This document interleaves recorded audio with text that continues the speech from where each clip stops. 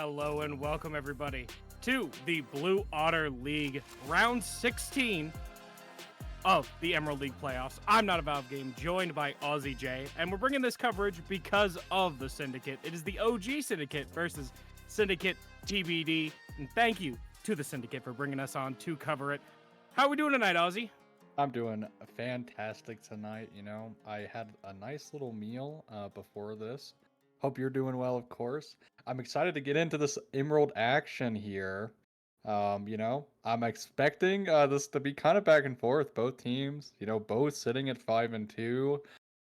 However, Original Sin actually technically has the lead if you look at game record, as they haven't lost 2 games. So there is that. You did mention that the win rates of these teams were the same, but there was a lot more to talk about for one of these teams than it was for the other. I assume that's because one of these teams is very cut and dry. They just kind of win. And the other team has a bit more nuance to their wins. Is that something, do you think, is going to make an impact in these matches? I mean, it certainly could. Now, the thing is, since both teams have won the same amount of matches, I don't know. We are playing in Fearless, of course, so, there are. And since it is a BO5, there are a lot of implications. The farther you get into the draft, the harder um, the harder it is to draft for your team. But yeah, overall, I think both teams are pretty evenly skilled here. Definitely showing off throughout the split so far that they can win. They do it quite a bit. Only drop a couple games here and there. But yeah. Now I will say with Original Sin, they have a lot of high points stat wise, data wise. If you're looking at data driven analysis here, Butters highest KDA and kills per game in the entire league, and he has the highest rating of any player at 52.2. Okay? That's their AD carry. That's what you want. You want your AD carry. Your That AD does carry, sound like what you want. Crazy high KDA. You want that you want that on your team, right? KDA, for an AD carry being the highest in the league is insane. Meaning, bro just never dies. That's fantastic for an AD carry, getting a lot of kills. So that's something to look out for going into this game. That Butters is a threat, and I think SYN TBD will need to find an answer quickly for Butters to not potentially have Butters be out of hand. We'll see how they draft around Butters, see if they, count around him to, the bans, look towards him, certain picks. We were talking about the Jinx before, but we are going into draft now. And Jinx was a point that we were kind of discussing before. That was it Butters that has an insane win rate on the Jinx, or? Nah, so funnily enough, league-wide, Jinx is the most picked champion in BOL Emerald right now. It's also the highest win rate on the top 10 champions. I'm pretty sure she got picked 68 times so far, with a 63% win rate, which is just absolutely nuts. That is wild. Yeah, absolutely nuts. So I would not be surprised. The second highest champion picked was actually Tristana, so not too surprised at a Tristana ban here. As, that being said, as you can actually see here, a Nafiri ban. Nafiri making a big kind of run in the jungle ever since her little adjustment there, little mini rework. But yeah, I'm definitely a fan. Cinnaband also got buffed on this last patch for farming, so, and Gwen making an appearance. Funnily enough, Gwen is actually the highest ban champ, most ban champ in BOL Emerald so far. So Azir gonna be the first pick. Pretty stable mid laner. Pretty stable. How do you feel about the Emperor? I mean, from what I've seen of him, is that if you know how to push your buttons correctly, he can go absolutely wild in team fights. And a lot of the time, when you're trying to, burst down somebody who is as core to the team as, Butters is, as you've made him seem, I feel like Azir can get in and then slip out as he needs to. But we see the pickups on the other side are this Kale and the Xin Zhao. And Well, I know the Zinzao's got that, that engage, that chase down, but the Kale kind of baffles me a bit. What exactly does this Kale provide that if it needs to be picked so early? Okay. Well, I'm hearing from production maybe these are not the right champs just yet, so we're gonna chill here for a sec as I continue yapping about these two teams. These two teams, right? Um, I think, right, like I think Butters, like we mentioned, superstar player. Also, Zed is actually the second in KDA, which is the mid laner for Original Sin. So if you're looking at stats as we are reloading up the draft here to mitigate these errors, but that's okay. Um, I think like from a data standpoint, Original Sin is very, very good. Ari Man gonna come in, very, very hot champion right now. So thankfully, seems like bans for the most part are staying the same. Mordekaiser are going to be banned away by Original Sin.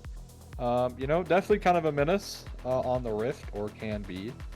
So I'm happy to see that one go. If people are not comfortable with doing it, Tristana and the Fury going to be banned away. So bans are at least staying the same. Might have just been the little champs left. We were talking about, Butters and this Senna. I figured that maybe they would throw a ban towards Jinx considering her high win rate. Do you think that's just because they don't have, or they have first pick, that they would look towards that? Because we did say there were some incorrect picks, a little bit of a technical issues on the back end. But do you think it's just because they have a first pick as Varus, the actual first pick this time around? I was wondering, do you think just leaving up the Jinx is something that you're perfectly content with if you're the TBD? Well, I mean, you are playing. They are going to answer with Sivir into the Varus real quick, so kind of important. A little head scratcher for me, but it kind of just depends how this Varus is going to play. So it's going to be actually Sivir Nautilus here as an answer into the Varus. I'm not so keen on maybe picking the support this early in the draft, but we'll have to see how McBeats performs on it. It's a bit like counterintuitive because a lot of the time the support matchup seems very, very important in when you pick, and at least from what I've seen. And Nautilus is a support who wants to be, the one at least to start the fight. He wants to hook somebody and then hit him with that depth charge, knock him up, and everybody just pumps damage into him. So it is just, an early support pick. But we see the response picks up this Leona, this Wukong. So we've got a good amount of CC. Then we see the next pickup. What do you think about this? As Aurelia is getting banned away here, I will say I think I like the Leona takeaway here. It's pretty strong right now. Braum obviously not in the cards here, as Nautilus is in fact locked in. I guess technically this could be Nautilus jungle. Some players like to play it randomly for fun, but I'll be honest, I'm pretty sure this is Nautilus support. I could be wrong, but I want to preface this. They could be wrong. If they pick Braum here, it's kind of 7-head. 2-head or 7-head? Which direction 2-head are we or going? 7-head. Pretty 7-head my original SYN because you bait in the Leona and then you pick Braum, which is actually what's gonna happen. Wait, where's Nautilus going then? Nautilus is probably gonna jungle. Like, I would imagine this is Nautilus jungle, which, like I mentioned, is something that could happen. So they bait in the Leona and get the the Braum matchup into the Leona. I am so baffled by this kind of market. What does Nautilus jungle provide that you are willing to pick it early to bait in this Leona pick? I mean, you get a really good support matchup, right? And with a good support matchup, you can kind of just mitigate any weakness Sivir would have because she doesn't need to, she's really good she's actually not bad in Leona either. Braum will help her with that even more. I do kind of worry a little bit here for Original Sin's comp, because there is a lot of poke if this is going to be a poke Varus coming through from TBD here. But compared yeah, to Xerath. yeah, that's a lot of poke. ranged poke that you can't really. I don't see a way to respond to that because Sivir's a more close ranged carry, is she not? Yeah, she's pretty close range, and also like, but at the same time, right? Like original Sin, they have some poke of their own, right? Sivir can throw out those Qs. You have Hoi poke, and then obviously like no, and then yeah, honestly like Gnar, right? They have a lot of good like snap engage between the Gnar and the Nautilus. So there is a world here where I think original Sin has a better comp. I think it kind of just comes down to Butters playing well this game, and kind of has to, because you know they are the star of their of the team. Well, right now it seems that Syndicate to be determined is trying to deal with Butters by staying away from him and throwing as much damage as possible by staying as far away as possible, which I mean is one way to do it, right? Because you've got all this poke, you've got all this big damage that he has to get in close to do the same thing. And I actually really like the strategy, and I'm really interested to see what this Nautilus jungle is going to bring, because I feel like the Wukong could just kind of walk him down. Correct me if I'm wrong, but what's stopping me as Wukong from just walking into the jungle and just beating the hell out of this guy? But the Nautilus doesn't necessarily matter, as we are going to be loading up here into the game. But yeah, honestly, like you can just hook away from the Wukong until Wukong has 6. He's kind of not that much of a threat. And I do want to pat myself on the back there with a crazy, crazy read of the Nautilus potentially going jungle to get the Braum That matchup. was wild, That by the was way. I could absolutely a not grab in the believe it. bag. I was gonna say Absolutely grab something, in the bag. but it came true beforehand. I was gonna say something like, "Is that even like really going to happen?"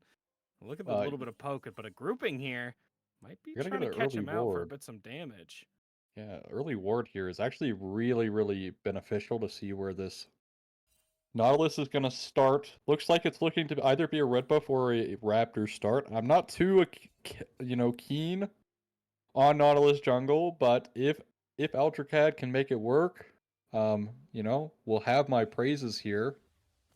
As yeah, honestly, I would really, really, really like to see a lot of attention bot lane on this Varus.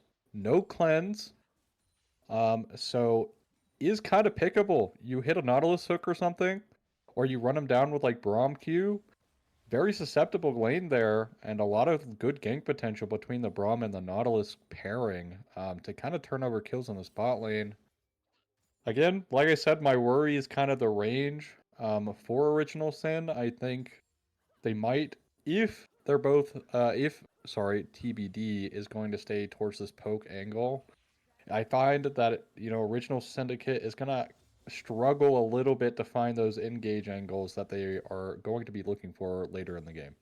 Well, that has to come down to either who gets in to get. Is it the Gnar? Is it just Nautilus going full, like run in? What exactly gets to them? And I feel like that's a determination they have to make as they make it further into the game. Who is allowed to get in there to get to this Varus, to get to this Xerath? Because that's a lot of damage you're walking into. And to be honest, I don't know if you feel comfortable about it, tank or not. I don't think you're comfortable walking into that at all. Yeah, I mean, I'd probably say not, but at the same time, if again, hey, we are, this is an Emerald League, so if you can find a really good engage potential on the Varus on a good like Mega Gnar timing, you get like Braum, right? It'll help peel away the Wukong who's gonna try and counter engage, help peel away like the Renekton as well. There is a world where your damage dealers just get completely one-shot here. So they do need to be a bit more mindful for that. Sivir's also, funnily enough, not really in a bad spot right now. She is actually on the cards of getting buffed in the next patch, which is going to be an interesting thing, but that's for a future date, as there's some plays happening in this bot side, potentially on an invade. A little bit of action coming in here. The root comes down for the Nautilus, and we'll see if this Nautilus jungle is as effective to make it warrant the pick. Some damage coming through. Braum taking quite a bit, but Nautilus is even lower. The chase is on. Wukong takes it, and Wukong takes that first blood. Looking for more, though, as Nautilus falls down. Double kill going into his pockets real quick and on the runaway, but Zed picks up one in return. Yeah, really nice fear here. Sean, pretty low mana, needs to be okay. Q going to be missed there by by Butters. But overall, honestly, kind of solid trade here for TBD. Pick up 2 kills. For the price of 1. Looked a little scarier than I thought it was going to be, but really well played by TBD here. To find 2 kills, really, they even steal away the Gromp. That's gonna hurt. That does kind of hurt. I just realized that the Wukong's name is Goo, and that is pretty funny. Uh, but this is kind of an awkward spot too, because you kind of shove yourself into this corridor, and it does work out for you because of just the sheer amount of damage that you're able to put in. But Sivir put in so many numbers there, and that was just, very, very scary. But it does work out for the Syndicate to be determined, and it is a it's exactly what you're looking for. Putting this Nautilus behind this kind of off meta. I wouldn't say like entirely off meta, but it's not like the usual jungle, because it's a viable pick in some respects, but it's it's weird. You don't see a Nautilus jungle every day. Yeah. Now the benefit is it is in fact a Nautilus who is very used to sitting on low gold. So, honestly, could be way worse. It could be like a feast or famine jungle. Um, so they do have that going towards them. Also, both kills did go to the Wukong. So that is something to note. The Triforce is going to come online a little bit earlier than normal. So the Wukong going to be putting out some numbies, but I'm actually kind of surprised just how much damage you were touching on it a second ago. How much numbies the Sivir put out there. Like, Sivir is not good early game, but she was pumping I mean, when you're when they were standing on all top of yeah. each other, I mean, it works out. Gnar gets a push onto the tower, though. Some big damage going his way. But the Renekton does heal up and does get a dash away. The slowdown with the rock. There actually might be a kill here. Gnar de-transforms. But no kill this time around. Renekton able to back away. Yeah, also has the Dominus available, so if there was any potential there, would have had the Dominus to stop it. I'd probably maybe turn around on Mininar there. Would have been a little sketch. So well played by Terps though, at the very least, to kind of respect that. As you can actually see here, yeah, big pressure in the spot lane. The grab on the Sivir, the stun comes down. Braum trying to protect himself, protect his ADC, but Nautilus comes in and Nautilus takes a ton of return damage. But Leona has to run away, as it looks like the mid lane has come down. Zed takes a shot and pops it onto the Wukong. And it looks like they have to go in. This go in means that the blue team does get one and takes down one, looks for another. And it looks like the entire team might just get wiped here. Goo and the amount of damage that just came down from, I'm baffled by, you see me fumbling over my words because I'm baffled by just how horribly that went for the original Syndicate. I thought that looked really, really good for them to start, and it just went, everything that could have went wrong there. Yeah, Xerath puts out a lot of damage with its ultimate there. And also something to point out is they overchased, just really didn't have a way to catch up to them, overcommit, and thanks to like the Xerath just slightly getting in range, to start laying down the artillery fire here, does actually so much damage when the team is stacked up like this. As yeah, see, Zed is just a little bit too far away. Does land the ultimate at the very least here, but yeah, look at this. Watch. 1, 2. It just fell apart. Yep. It just falls apart. Just so much damage, and they just overchase here. And yeah, this means, TBD are up very handedly now. They're up 4 kills. That was wild. So just a crazy turn of events there where they original Syndicate overchase and they find out that Xerath can join from a much farther distance than Hui can and pay the price. I'm just I am so baffled by the fact that just literally everything that could have went wrong there did. I mean, that is insane. But it looks like now the Syndicate is going to, the Syndicate, but the one that's to be determined, is determining the fact that they want these Void Grubs, and they're going to claim them in the pockets of goo this time. And right now, you said Nautilus is used to being behind, but I don't think the rest of his team enjoys being behind, maybe other than Braum. What are you doing here? You're just looking to reposture yourself, reconnect. Are you trying to get active in the bot lane again, or are you just trying to find somewhere else. Braum taking so much damage on the right of the arcane, comes down. 1 shot, 2 shot, 3 shot, 4 shot, taking him down. McFeeds living up to his name right there, feeding a kill into Xerath. There is the Nautilus coming down, getting active in the bot lane, trying to root out this Leona. But do they have enough damage? They do not, and they walk away. I'm surprised they just don't go on Leona there. No flash, but they opt to try to go for the Varus there. And once again, yeah, McFeeds falls down. Once again, a bit unfortunate there, as Syndicate TPD showing me stats don't mean everything, as they're up now 6-1, 2k gold lead here, but before 10 minutes. The Xerath has been roaming a lot, using the roam timers around the ultimate usage there to help out the team. Just kind of lay down fire, get a little bit of damage done, and it's typically more than enough. And the Xerath now 2-0, the Wukong 3-0, Varus 1-0. This is a really, really good start, as it is also going to be the Poke Varus here coming in, as I mentioned in the draft. So yeah, this is starting to snowball out of control here a little bit for Original Syndicate. They just need to hold time, just hold back, buy time for the Sivir to scale, and then try to find a 5v5. Yeah, I think that's exactly what you need to do at this point, because every time you try to get active, you've just been responded to, and it's gone horribly wrong. Especially that fight before, not this most recent bot lane gank, but the one afterwards. You went a bit too far, and then you just got demolished in that fight. So now you got to kind of just refocus, farm it up. I know Nautilus may not be too keen on, farming it up just now, but I think you just kind of have to. You have to wait. You don't want to get too active down there and put Sivir in a spot where she can't get back to it. But now, because you have this lead, I say that now, but looks like he's trying to get active in the top lane. Renekton dashing in, looking at the Gnar, but the poke is off the mark. The ultimate comes down, and there's a lot of damage going to this Renekton. Into the sky he goes, but some good healing comes his way. The leap away from the Gnar, and the Renekton goes down. Yeah, honestly, this is kind of what I wished the Nautilus was going to do here until Sivir got some more items to start doing damage. Kind of just punishing this Renekton matchup.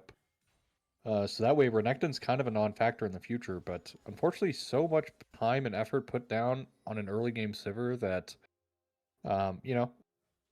puts them a little bit behind, but at the very least they do find a nice little kill there in the top side. Is looking here mid, does miss on to Sean. Yeah, gotta be careful now, right? The arcane. 2, 3, 4. Oh, he had to flash. He had that. He had to flash because that. Every time we look at this way, he's just getting absolutely eviscerated by these blasts, man. This matchup, either it's just because of how Sean is positioning and doing it, and this Xerath is just absolutely putting the work on this way right now in terms of poke, and he can't he can't sit comfortably here. Yeah, I know. Also, just trying to buy as much time in the lane as possible to get a good buy here. But yeah, honestly, Sean playing this Xerath very, very well right now. And so far, Poke team looking pretty strong at the moment. We will have the second Drake spawning. However, kind of off tempo is SYN TBD. Doesn't really matter though. Nothing happening so far yet around this Drake. Rotated. Yeah, Renekton is here, so looks like TBD really, really want this dragon. He is going to be walking his way back up top lane. A little bit of river croc, I mean, some of them do live in rivers. That is true. So, some crocodiles are in the river, but this one going to be definitely is croc. not a river liver, But Gnar getting a little aggressive here, throwing some poke into the Renekton, showing him that no, you do not live in the river. But now this dragon is getting taken by the Syndicate to be determined, and we were going to determine that this dragon is going into their pockets. Wukong takes it for himself. Cloud Drake going there, and that's 2 dragons now going their way. It could be Ocean Soul. Yeah, 2 Drakes. Now, Ocean Soul is good for both teams here. More so the team that's getting poked rather than the team doing the poking. But here we go again. 1 shot, 2 shot, 3 shot. Is the 4th one going to hit, though? It will, and he takes him down. Sean takes him down with the right of the arcane. You have the right to remain in the dirt. This takes down Zed. That is this guy. Good thing he can't play next game. Oh, Chains of Corruption going to land, though. Looks like they're chasing down the Braum, knocking up 2, but he's trying to hop away. He's trying to protect his carry. Butters trying to run away, but there's a lot of damage going to his Braum, and Braum goes down.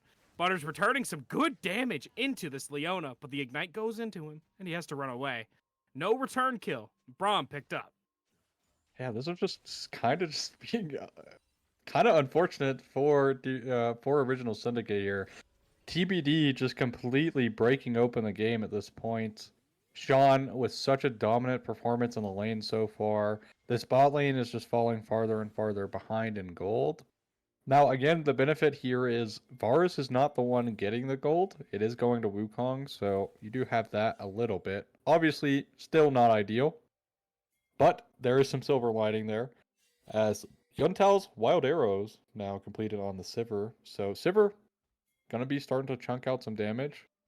Hopefully now, in those situations, they're looking for Sean, though. They are looking for him right now, but it looks like he's at least somewhat aware of it. Nautilus hooks him, though. They're looking to get aggressive. Sean taking quite a bit of damage, but he's able to back away, returning a lot of damage, but there's a lot of damage going into him. He has to slip away. He's able to get out, though. The Nautilus went under there, and that's kind of the aggressive action I want to see from like a pick like this. It's just kind of weird to see how, I know the first 2 ganks in bot lane kind of failed, and then he got the one successful one in top. But I was expecting a bit more aggression than what I've seen so far, and he did get active that time around. But it looks like Gnar might be getting dove here. Should be able to walk this one safely away. They do have the Rift Herald, so I would imagine this is a play they're looking at doing. Might save the Rift Herald. Obviously, Gnar can't walk up into a 1v3, especially not as many Gnar. Is going to try it.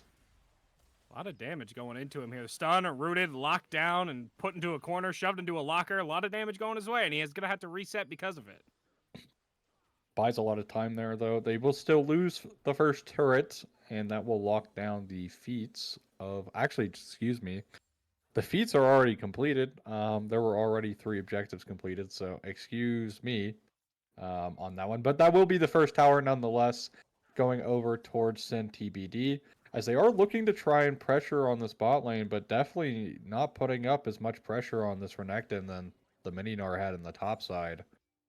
As we actually see the resets coming in already. I would imagine the Renekton might take a reset.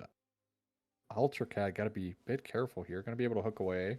They're still looking, though. On the chase. Wukong is on the chase, but it's only a little bit of poke going his way, and he's going to walk away. Not too... a little scratch on the metal, a little dent. Walking away. It's that Renekton took a bit of poke, but he was able to just kind of walk in and clear out the wave. It's right here, you're kind of at this point where Syndicate TBD just kind of has the initiative to take where they want to go, and you just have to respond as the Syndicate. Or do you think that they can kind of just get proactive where they want to go? Is it just which way do you think they got to play it? I mean, I think they need to just find a way to get a pick on one of these like Morphed members. Like this Wukong is problematic right now. Sean also very problematic on the Xerath right now. And they're gonna lose this mid T1 as well. Only Nautilus here to defend it. Kind of a blunder here on macro. In my opinion, at least could have put up a bit more defense on that one to make it harder for them, but they will give that one away. Gnar did opt to use the teleport down here bot lane, as actually the Sivir is in trouble. The Sivir is in danger. Locked down. Renekton is putting in the hurt, and Renekton made sure it hurt, putting Butters down. Yeah, and there you go. Sivir has died a second time here. Terp's in trouble now, actually. Terps gets knocked up, gets locked down. I mentioned a locker before, but he gets locked down. Koopa securing one for himself. Well, as we were just talking about that play in top side, bot side play just happened, and both players in the side lane get caught. They're going to lose this third Drake, which will be soul point. They do now have lost all 3 tier 1s. They're tier 2 in the top side, getting pressured by this Renekton right now. This game is just slowly, I'm not even going to say slowly, because we're at 18 minutes. Like, this game is quickly just falling out of the hands of Original SYN, as they just don't have a response, right? They had like really, really solid gameplay ideas at the start of the game, but then they were perfectly responded to by Syndicate TBD, and they just can't seem to find any spark ever happening besides that one top gank that they got for the Gnar. Yeah. It's just been SYN TBD completely taking the game away in their hands and having fun with it, basically getting everything they want. And It seems a bit, right now. Do you think it was just because the Nautilus tried to force something in the wrong spots, or he wasn't trying to force enough in the right spots, and it was just he got the one successful gank and he just let it, kind of, all right, I got one, then I'm gonna go farm. What do you think needs to have changed in this game plan so that it would have went better for him? I mean, I think something is like just kind of again forcing in the wrong spots, but also sometimes you can have a good idea and it be the right idea is actually cleanse and the altercation in the top side. Flash and Really burn cleanse the needing fissure for fused. that? Yeah, so Flash cleanse down for the Sivir now only off of the Leona ultimate. No Chains of Corruption used there, so Solar Flare only thing needed to force that one. As yeah, Sivir really struggling right now. But to get back on your point, this Nautilus kind of forced around like a pretty mediocre spot, but TBD, they're looking for this Varus though. Chains of Corruption used.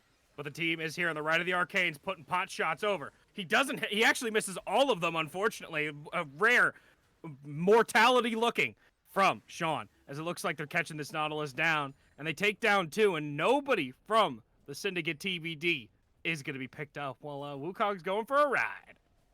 Yeah, gonna be going on a ride here. Is gonna get the That's root so up, but goofy. uses the clone. So really, really nice clone usage there from Guo. But Wait, that yeah, was the clone riding it? yeah, no, no, no. So he got in, but as soon as he got out, he used the clone to tank the Ah, yeah. So, anyways, I think the Nautilus right in this game just had some solid ideas, but TBD came prepared. Like they just were they were right where they needed to be at every stage. Didn't give anything back that was overkill basically. Like nothing like, oh, this is gonna like basically turn the play for us. They perfectly responded in every sense of the word so far to basically everything happening this game. And the gold lead here now completely inflated to almost 7,000 gold. A little closer to 6.5, but rounding up. As McFeed's now in trouble again. McFeeds getting caught down. Leona put some damage in, but Sean follows it up with a little bit more, and that one hurts a lot more. Nautilus hooking onto the Leona, and we going to get a pick this time? A stun comes down, but we're looking for the chase. That Solar Flare catches one.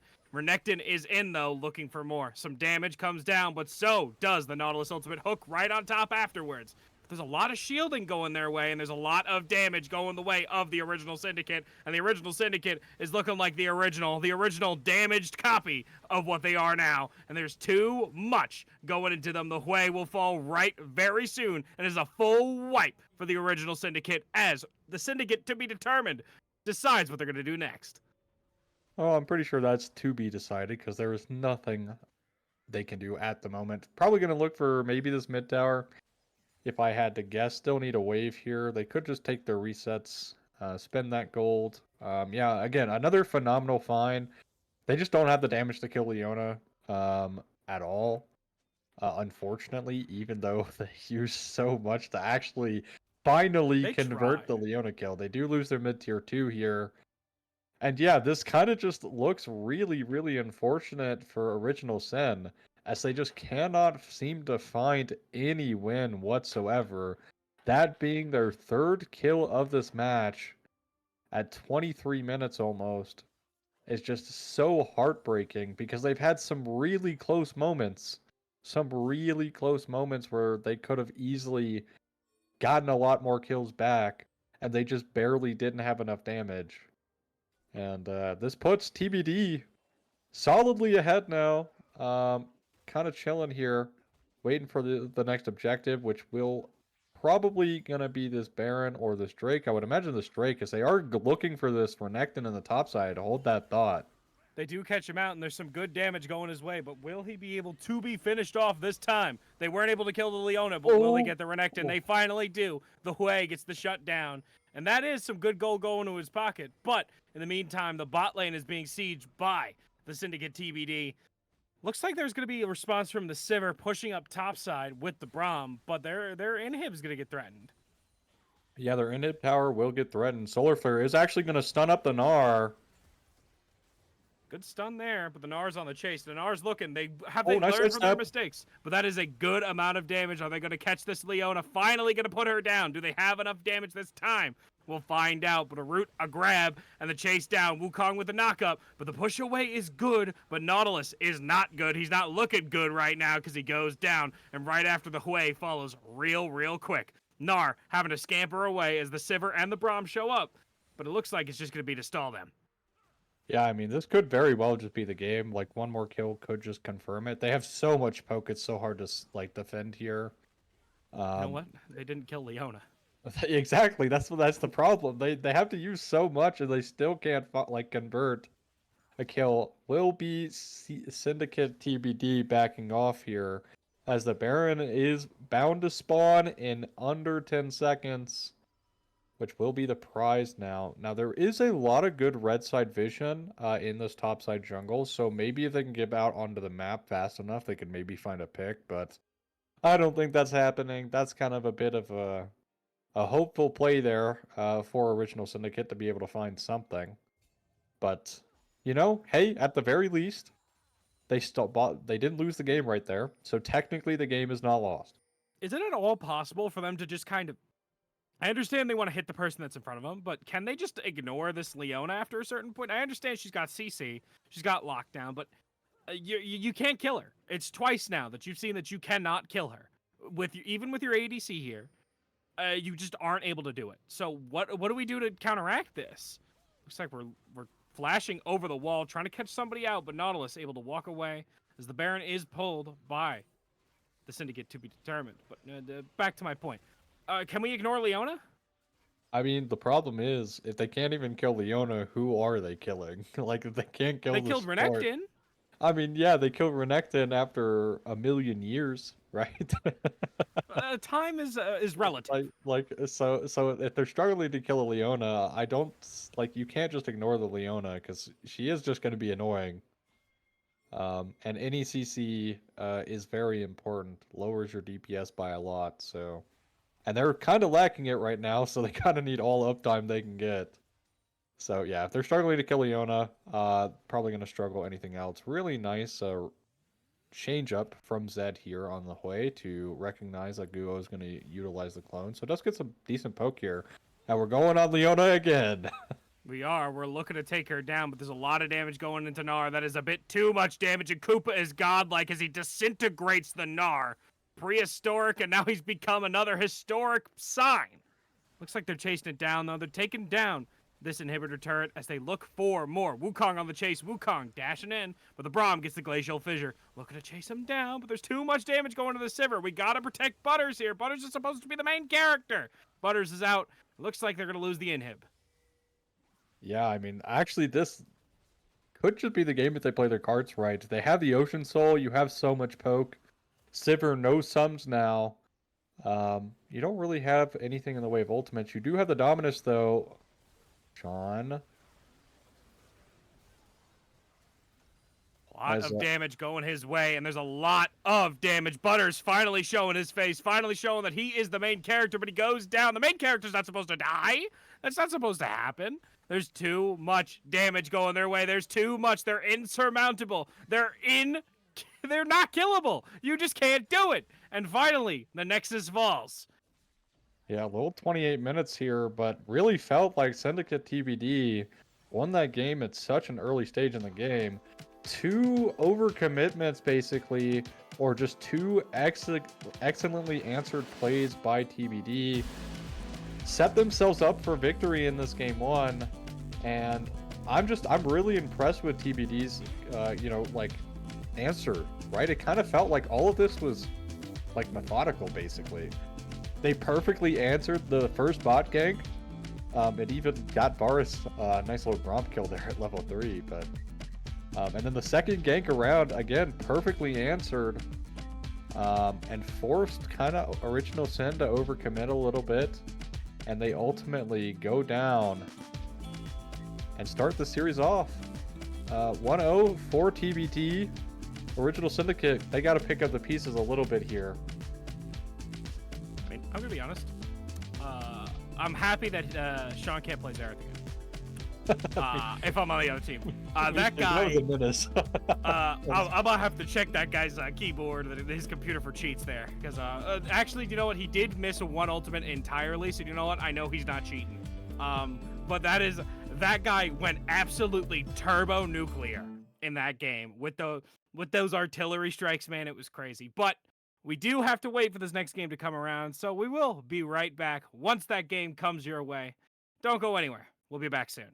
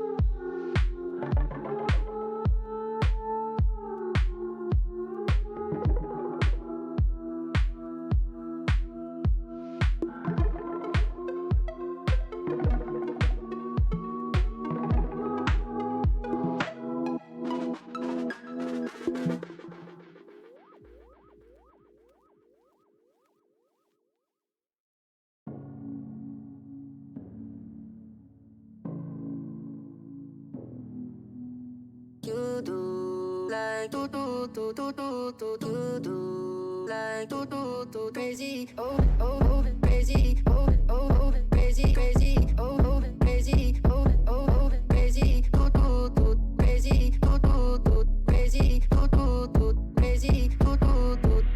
crazy, you do like crazy, oh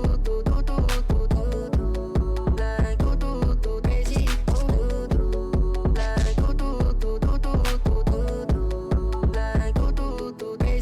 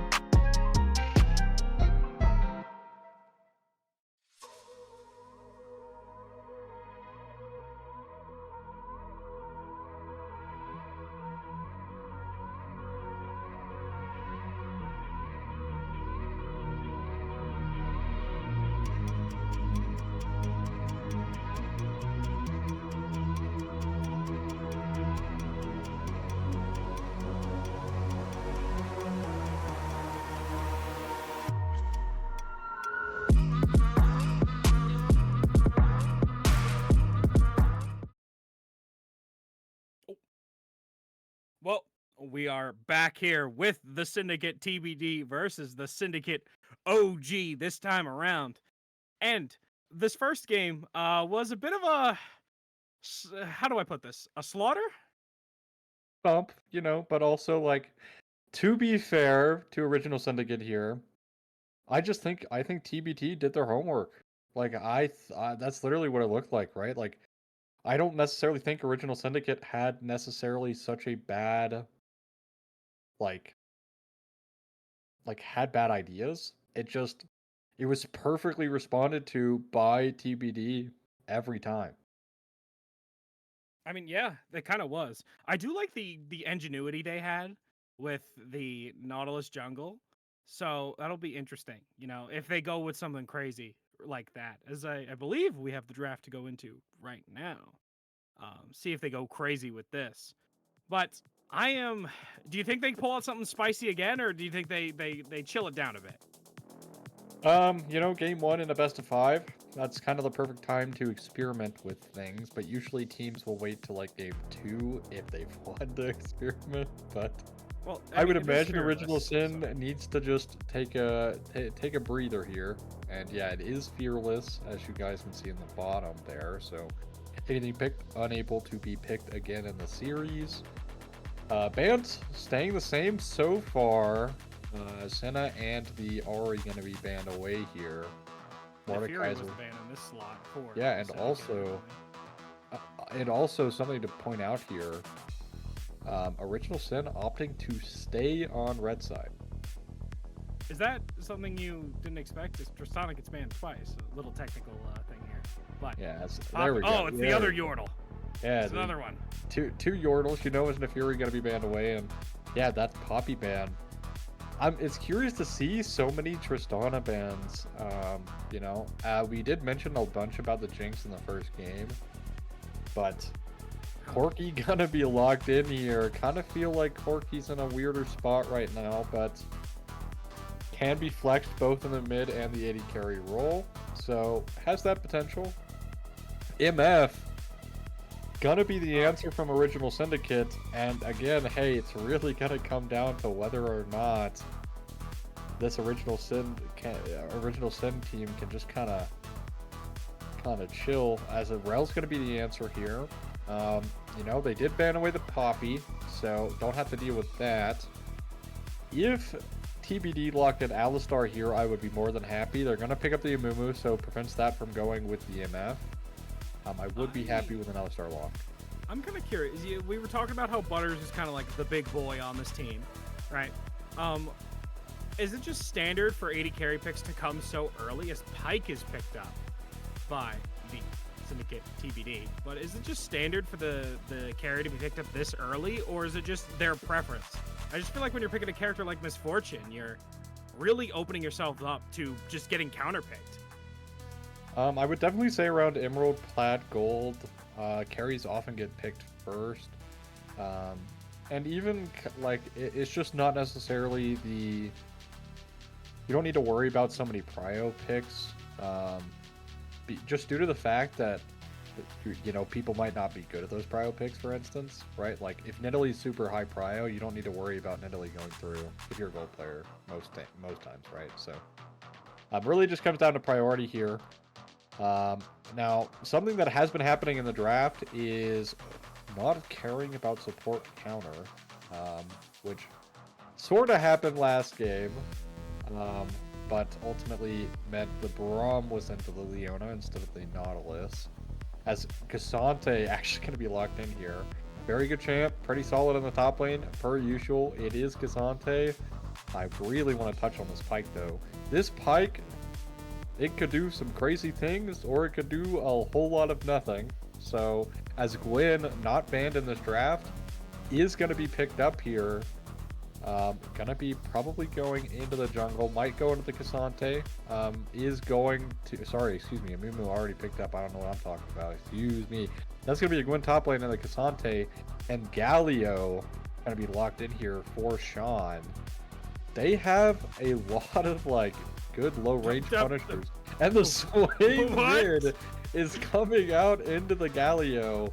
which will be the first time I am ever getting to cast this matchup or watch it in a competitive setting.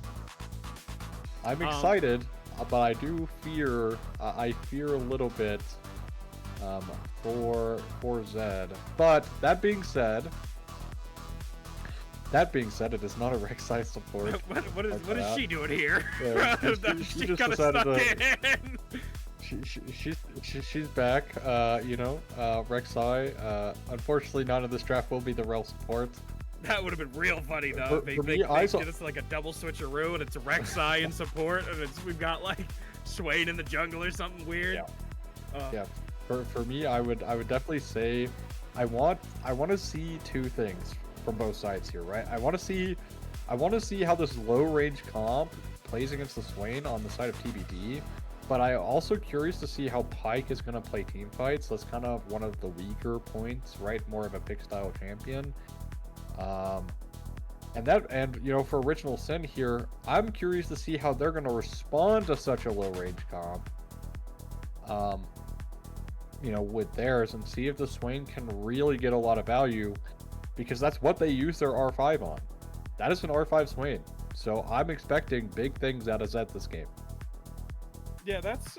I feel like the Swain is kind of just a sort of answer to just how like in there the Syndicate TBD wants to get.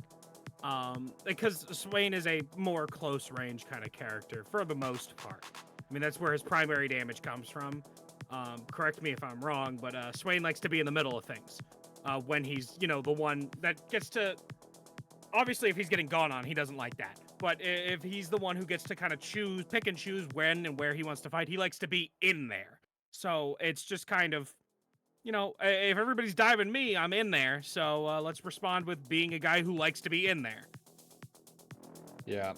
One thing of note is the Syndicate TBD team is very AP heavy topside. So Cassante might find it a bit easier to build this game than otherwise. But I don't know. Like I don't know if the Syndicate or Original Syndicate comp is gonna be good enough to like really prevent MF from having her ult canceled, because Gwen is immune and walk past everybody and just start beating up on the MF. Gwen you have can so much and CC. I quote, Gwen is immune. Sorry, that's just Like, so funny to me. It is funny, but like they have so much CC on TBD's side as well, right? Between the Mumu, the Galio, even the Pyke, right? So yeah, I have no clue here if this Original Sin team is going to be able to get it done, because a lot of their damage in this comp is going to come from this Misfortune.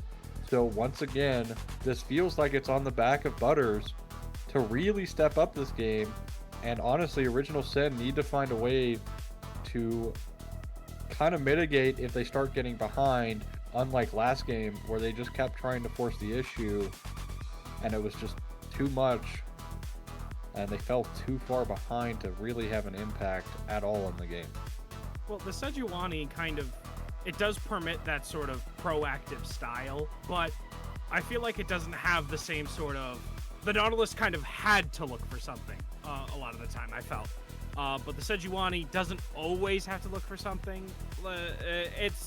She can farm a little bit before she has to go in and look for something. She's a tankier jungler, at least from my memory.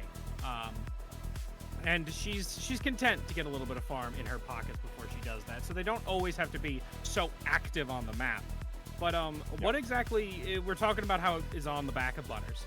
What exactly do they have to protect Butters from this full-on get in there style that the Syndicate TBD has? Well, I mean, you have Cassante. Cassante can use both W and ultimates. You have the Sejuani to stand in front of them. The Rel kind of struggles a bit into these type of comps, I find. So we'll have to see how McFeeds plays on the Rel. Obviously, struggled a little bit in that last game as Braum. So this will be an excellent opportunity to show the bounce back, as we are going to be loading up into the Rift here in just a second. But I'm curious really to see if Original Sin can just take that game one, take a deep breath, and turn it around after what seemed like TBD having their game plans and their notebook. Yeah. Yeah. It was a little brutal, but it's almost not a full-on, but it's like a protect the president kind of composition from the original Syndicate here. Even the SYN, which can support a lot of the time, because I do believe we are finally going into game as we head over. But the SYN has this supportive style that allows him to keep people away and push them away, pull them in if he wants to. So everybody here kind of suits to at least somewhat protect this misfortune. But you said this Rel does struggle a bit. I want to see Zed not get absolutely shoved down into this tower completely like he did last game. I need to see him be a little bit more, at least have a bit more freedom. I mean, that's kind of just an unfortunate part of like the matchup from last game, but here has a bit more freedom, should have a much easier time. And again, Syndicate TBD opting to play this exact same start. I wonder if Original Sin find a way to adapt into that start in the future, or just any team. This is now 2 games in a row where they've done the exact same start to get the exact same ward. Now the problem is they don't know where Amumu is starting because they didn't have a person to get a ward in their jungle as well. Nice little Q trade there from the Galio. Also Sean putting on an excellent performance last game on that Zerathus we were just talking about, but also this game already starting it off strong. Getting a lot of CS here. Really, really well played from Sean. And mitigating the poke. He's going to miss as well from Zed, so starting off good, but comes down to more important moments than just some very early lane phase micro. As both jugglers pathing the same exact way so far. Do you think this is going to mean they're going to meet somewhere specific, or is it just going to be, a little bit of aggression on bot side, though? A lot of damage going into Butters. This is protect the president, but we're doing a pretty bad job right now. So much damage going into Butters. But he is going to be able to make it out. But they might look for something more. You see this channel on this hook from the pike. He's looking for it. He does not catch Butters, though. Rel gets back on the horse. They're looking to, reestablish themselves. Yeah, the thing is like Corki just does so much damage early because of the E and also like the auto attack. So doing true damage, like especially the true damage portion, just does so much damage. So Butters does almost fall prey. Does need to use Zed actually. Very close to Oh dying my now. goodness. One That is more so auto much does it. damage. Flash auto. Sean gonna go down as well, but picks up the first blood. It's a trade 1-for-1 here, but really solid play from Sean to find the first blood. Just a little bit too far under the tower there, but nonetheless does get it done. As again, Sean showcasing just how dominant of a player he can be. Galio picking up the first blood in the lane before any items is very, very pivotal, especially into a magic damage champion like the Swain. Gonna be more than happy with trading his life there. I mean, yeah. Especially when you're a character like this Galio, who is we've said it a bunch of times in the draft, but like this get involved kind of guy. Looks like bot lane's getting a bit aggressive. A little bit of poke going back and forth between, but a little slip out from the Sejuani. It means there's going to be no more aggression, at least from the side of the original Syndicate. But we said, like, this Galio is the get involved kind of guy, right? And having this accelerated start is really, really good. What do you expect this Galio, at least I say that. It looks like Amumu does get the root caught, so Swain's able to back away. Zed looking a little safer now. Galio, building. What do you think he's going to be building towards? Is it just going to be a ton of MR, or what do you think it's looking at? I mean, most Galios opt to go one of two builds. They can go a Roa build to do a bit more damage, or they can go for a Hollowed Radiance here. Personally, wouldn't be too mad to see a Hollowed Radiance come out this game. Actually, scratch that. Honestly, I kind of think it's wasteful because there's only one real AP threat is Zed. Gonna dodge the Amumu bandage toss there just by pure range, so we'll be fine for now. But yeah, honestly, I'd like to see a little bit more damage out of this Galio. Like, build me a Riftmaker, you know? Build some Roa. I don't care, just find some damage. It'll help with your top side 2v2 a lot, as Big V is going to get hooked again. Some Falling good down damage being low. returned. A good damage being returned. So it's not like you can't just walk over this guy. But McFeeds is taking a lot of damage. They're gonna have to heal up a bit. As looks like now it's stabilizing. And this bot lane, is this exactly how you thought it was gonna go? I mean, the big problem now is McPhee's really low now. Has to use the crash down to get away. We'll be okay. It doesn't go down, but yeah, still, this is still kind of getting punished right in an MF lane. That was kind of a tongue twister there for me, but you kind of don't want to be in a position where you're just perma under tower because you want to be bullying the lane, but hold that thought. Big 1v1 on the top side. Both laners very close to death here. Looks like the Cassante does. He's kind of looking for it, but he doesn't want to he doesn't want to make the mistake. The dash in is there, but he misses at first. Little bit of damage, so it doesn't look like he's getting any more forward. Zed taking a ton of poke again, so he's gonna have to back away and reset to the base. No, it looks like he's just trying to get some poke for himself. Heal up a little bit. But again, this Pike is sitting here. Somebody's looking for Zed, and it's gonna be caught this time. The hook is there, and there's a lot of damage following up. Zed falls once again to Sean. And man, we gotta help my man's here. I mean, 17 with a fantastic roam on this Pike. Finds the first KP so far for the Pike, but yeah, overall, again, I really want to point out how they played that. They kind of really baited forced Zed to walk forward and made sure that even if he dodges the Galio E, he'd eat the hook. So well played so far by TBD. And as I was talking about, nice hook going to be canceled here. Crash not going to be used, so McBeats should be okay. Just some poke back and forth here.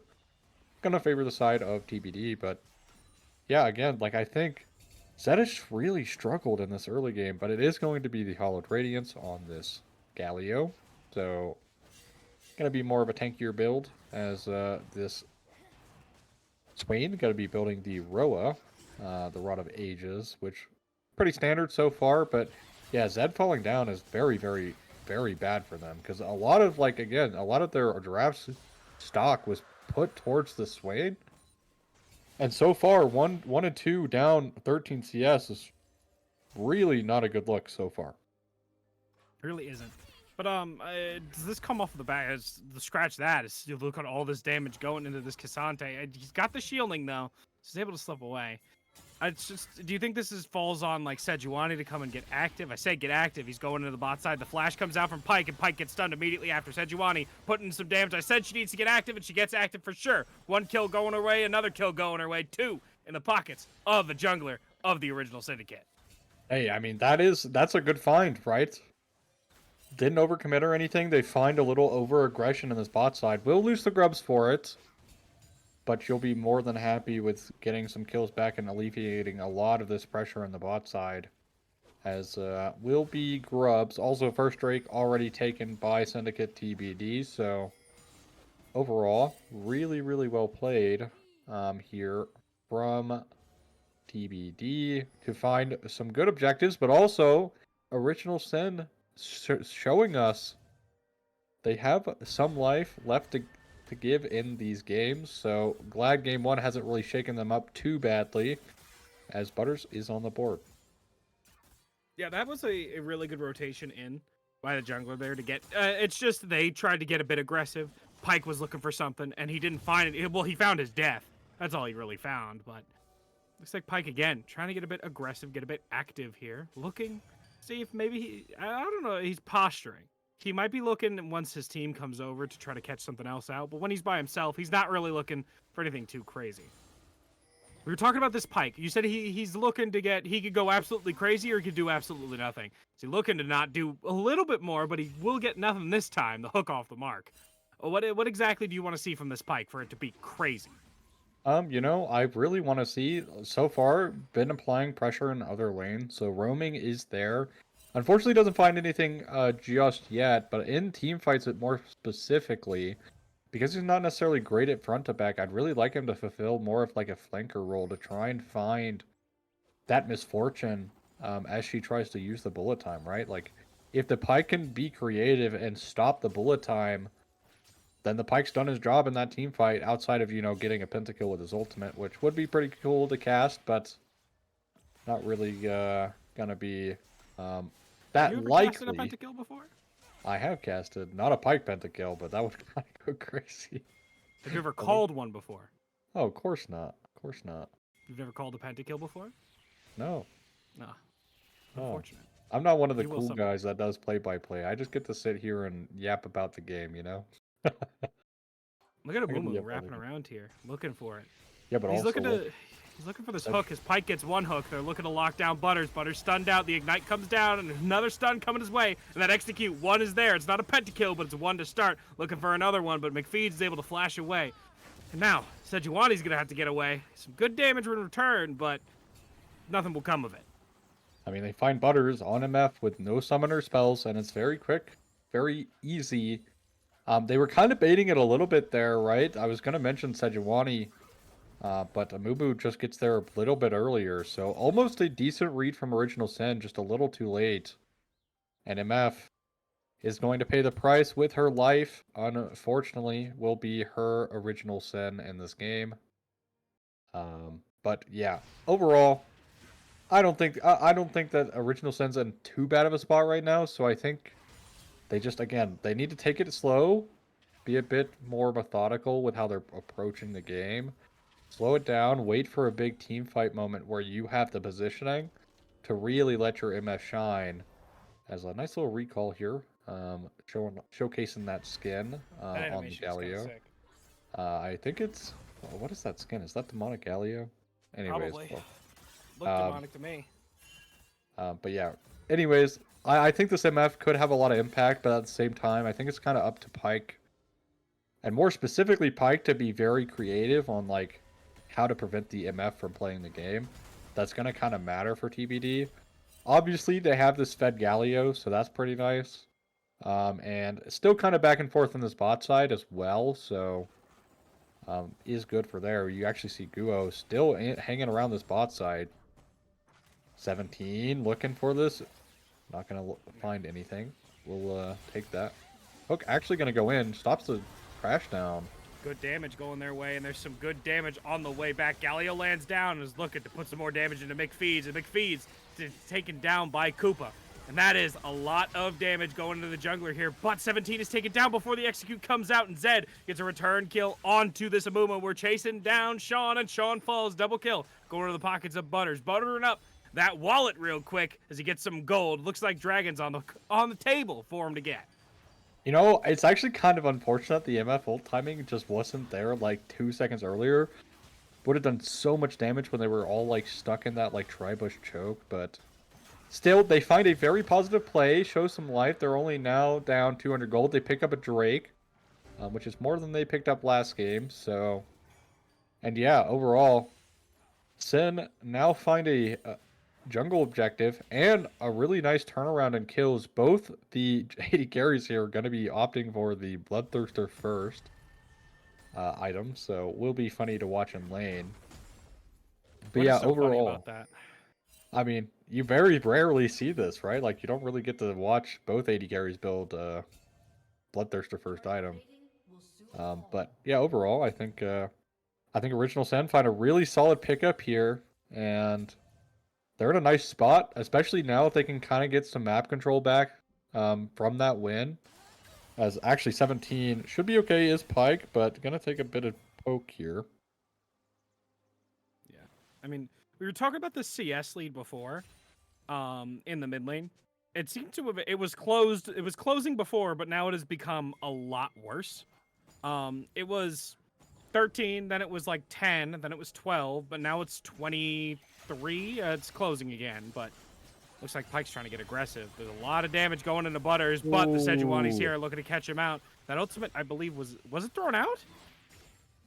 Yeah, The Sejuani ultimate? the Sejuani ultimate is not up, but they did use the Oh. Magnet Storm from the Rel, so won't have that available. Nice hook from 17, just to annoy McFeeds here a little bit, but yeah, honestly, so far I do like the pressure they've been putting in this bot side. We actually did miss a top gank happen as well, so flash down now for the Cassante, but did live, thankfully, because it is Cassante, so does live the gank attempt in the top side. No teleports going to be available from the top laners for any potential play happening soon. But overall, again, Original Sin find a nice win, and they're kind of back in this game, and they're chilling as long as Zed, can stay even with this Galio. Has the Roa starting to stack up now, so is in a more comfortable position. And they're going to be looking for their second objective of this game on the Herald. Amumu's actually bought, so they are looking to potentially get first tower here in that bot side, but they will lose the Herald at the very least. I mean, that's a decent trade-off at least. The Herald would the Herald be immediately deployed right after, or would they wait until use it? Oh no, definitely. I don't think they really have nowhere to place it down right now. And TP from Zed. All right, well they're gonna use everything on Zed here to try and kill him. So let's see how this plays out.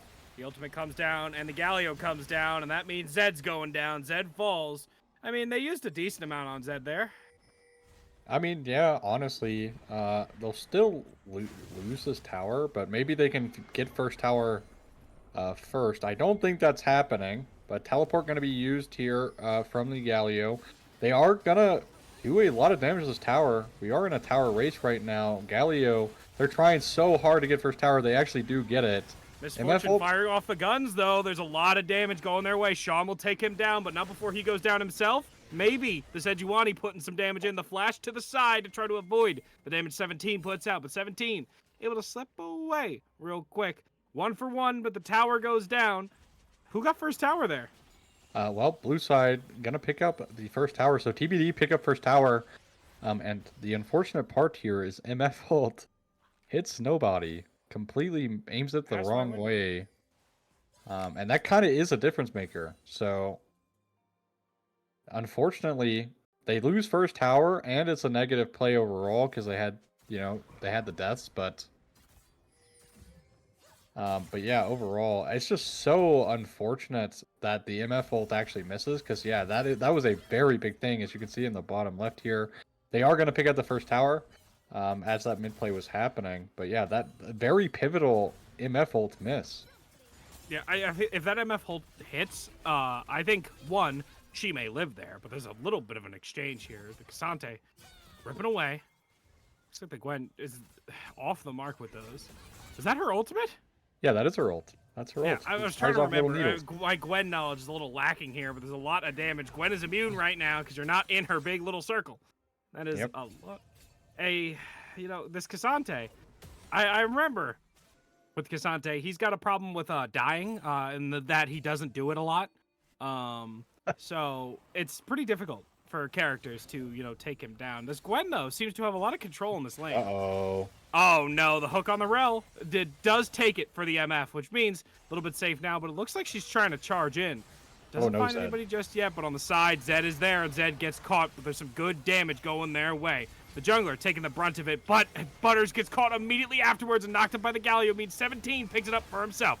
One comes down, and that is the top laner for the original Syndicate, and there's a lot of damage. Gwen is in, and Gwen is putting in the numbers. Too many numbers. They're too high right now.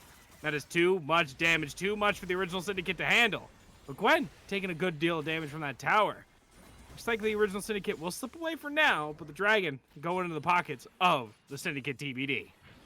Yeah, Butters opts to path a very, very weird way and kind of runs into the enemy team, so... Yeah. Unfortunately, not able to put out any damage in that fight, and is a very pivotal member of this original SYN squad in doing the damage. I really want people to focus on this replay on how the MF positions here. Because this kind of looked bad, right? They engage on Zed here, but watch what happens. TBD don't get distracted. They find, with the bandage toss, Butters, and the immediate Galio ultimate off of the back of it. And MF just gets one shot before she can have any impact. Obviously, her ultimate wasn't available, but even still, the auto attack damage would have been very nice to have in this fight. But she's dead immediately, and kind of just means it's a complete disaster, because Zed's not going to be able to do quite a lot of damage right now. Needs one more item completion to really start putting out numbers. And it's another win for TBD in this game. Original SYN with a pretty big error there. On not protecting the MF. Was it them not protecting her, or was it just her pathing in that way specifically? Does she have to walk around the wall the other way? Does she have to walk away from the wall before pathing into that river? Or is it just her teammates weren't standing the right way? What exactly fixes that? Oh, I mean, she definitely should have pathed around, like, through the little cubby, right here, actually. You can see on the screen Around the here. rocks? Yeah, just around the rocks. You just go that way. Because, like, you're putting yourself in a better position, because obviously Zed was the one who got engaged on initially. And so you kind of just position yourself behind Zed getting gone on. So that way you're in a better position, but basically their entire team decided to walk through the mid bush there, and it was kind of just the wrong choice for the MF because it kind of just opened up the Amumu to hit the bandage toss into the Galio ultimate, and just unfortunately means the MF was the first one to die. The Zed ended up living that play, so Good damage going the way of the Rel here, but some good CC. The Sejuani follows it up with some more CC. 17 goes down. 17 does go down. They did burn the EMF ultimate and the Sejuani ultimate for it, so bullet time not going to be available for a little bit here. Curious to see if they're going to try to pick this one up into an Atacon potential pool here.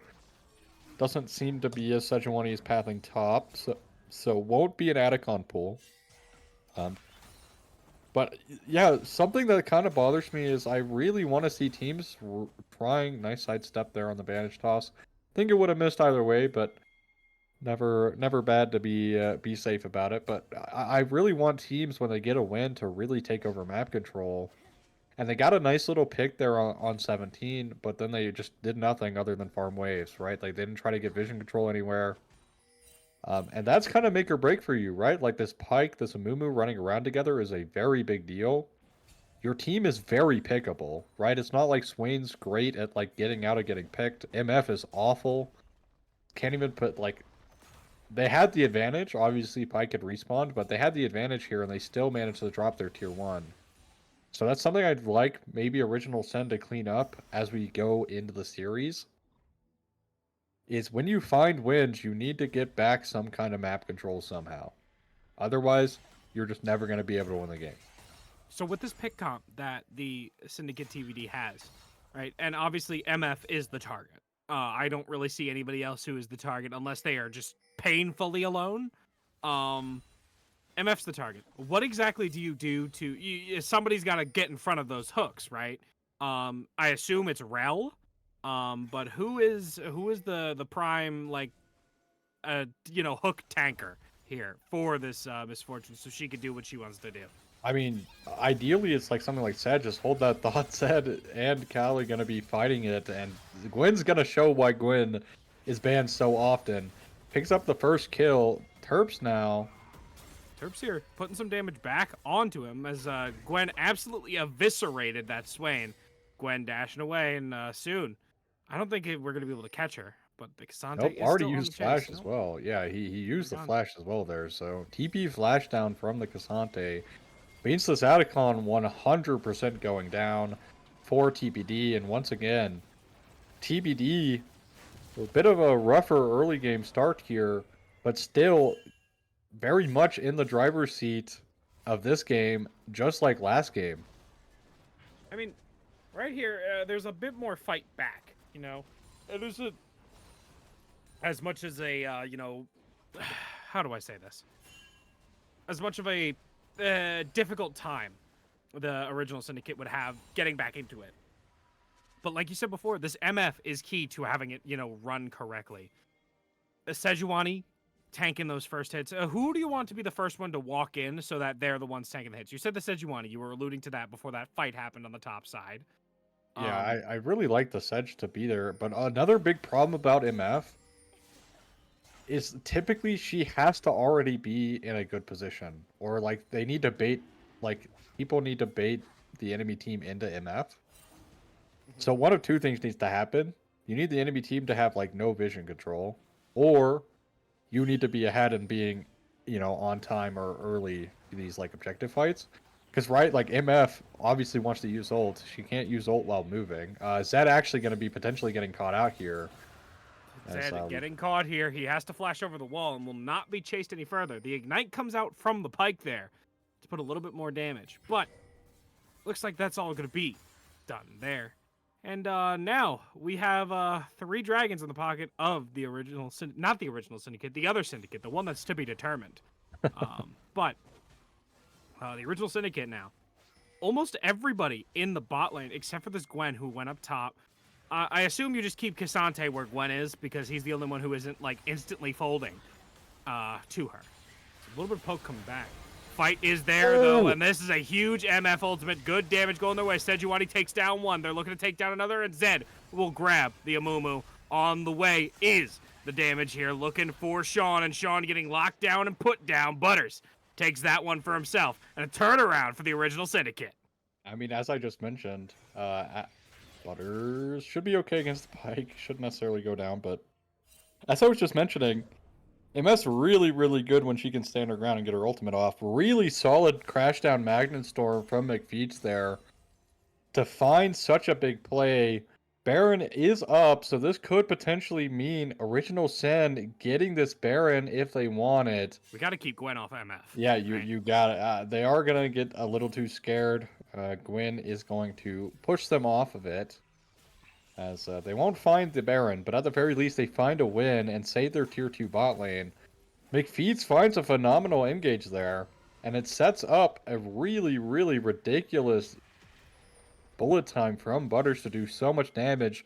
Koopa just basically almost gets completely one-shot by the combo. Gets cleaned up there by the Sejuani of Altracad, but really solid engage. And once again, yeah, Original Sin still fighting back here. Only down 1k gold. So the game is close. The problem is they don't really have the map control to show for it. And that's kind of the problem with MF comps, is you kind of need to be able to be in positions where you can get good bullet times. Because when you do, we just saw what happened, right? You get a really sick bullet time, and you basically save your tower. You get a lot of kills on the back of it. But if you can't, a lot of your team's DPS is gone, and you're struggling. As 17, look at this vision control, just getting so much vision in both sides of these jungle quadrants. So they have so much information. Baron, the only thing up now to play for another 2 minutes, as it looks like they're going to try and pull it. Kali already going to be rotating up here. Baron was started, but immediately dropped. Yeah, they're a little late here, TBD. I don't know if they either know that they're gonna do it, or if they're gonna commit, because they obviously know that they're like in the area, because you see the way they're positioning, they're posturing around it. But I don't know if they're just not confident in the other team's ability to burn it down. The vision, they don't have vision in the pit, do they? I don't see any wards. It's only TBD's wards that are in there. So they technically the entire team could be on it right now, and they don't know. But actually, I think there is a ward in that corner over there. Can't tell though. Yeah, I mean, looks so small. It's a little baby ward, but yeah, overall, like I said, I think Original Sin need to find a way to get this vision control. A little pink ward there on the Baron means they have no clue if they've started it. Preventing that vision will be cleared out by Pike now, so they do know for sure that the Baron is not pulled. But yeah, it's kind of just battle of the vision right now. Baron still the only thing up for another minute, as this will be Soul for TBD, which means Original Sin, especially it being the Mountain Soul, kind of needs to be fought over. The Sejuani was taking a bit of a late reset there. It does cancel it. And here we go, I think. It's on Cassante. That's a lot of damage going their way, but some more damage goes into Butters. It looks like 17 has taken even more damage as the Swain catches him out.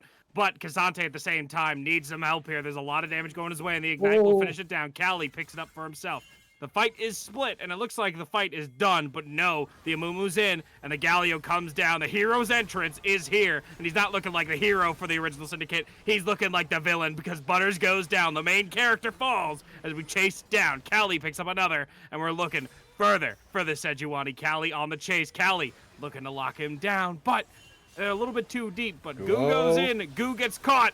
taken down by the Sejuani before she falls immediately after. Well, I mean, they do pick up the jungler, but I still think this is going to be Soul given to TBD.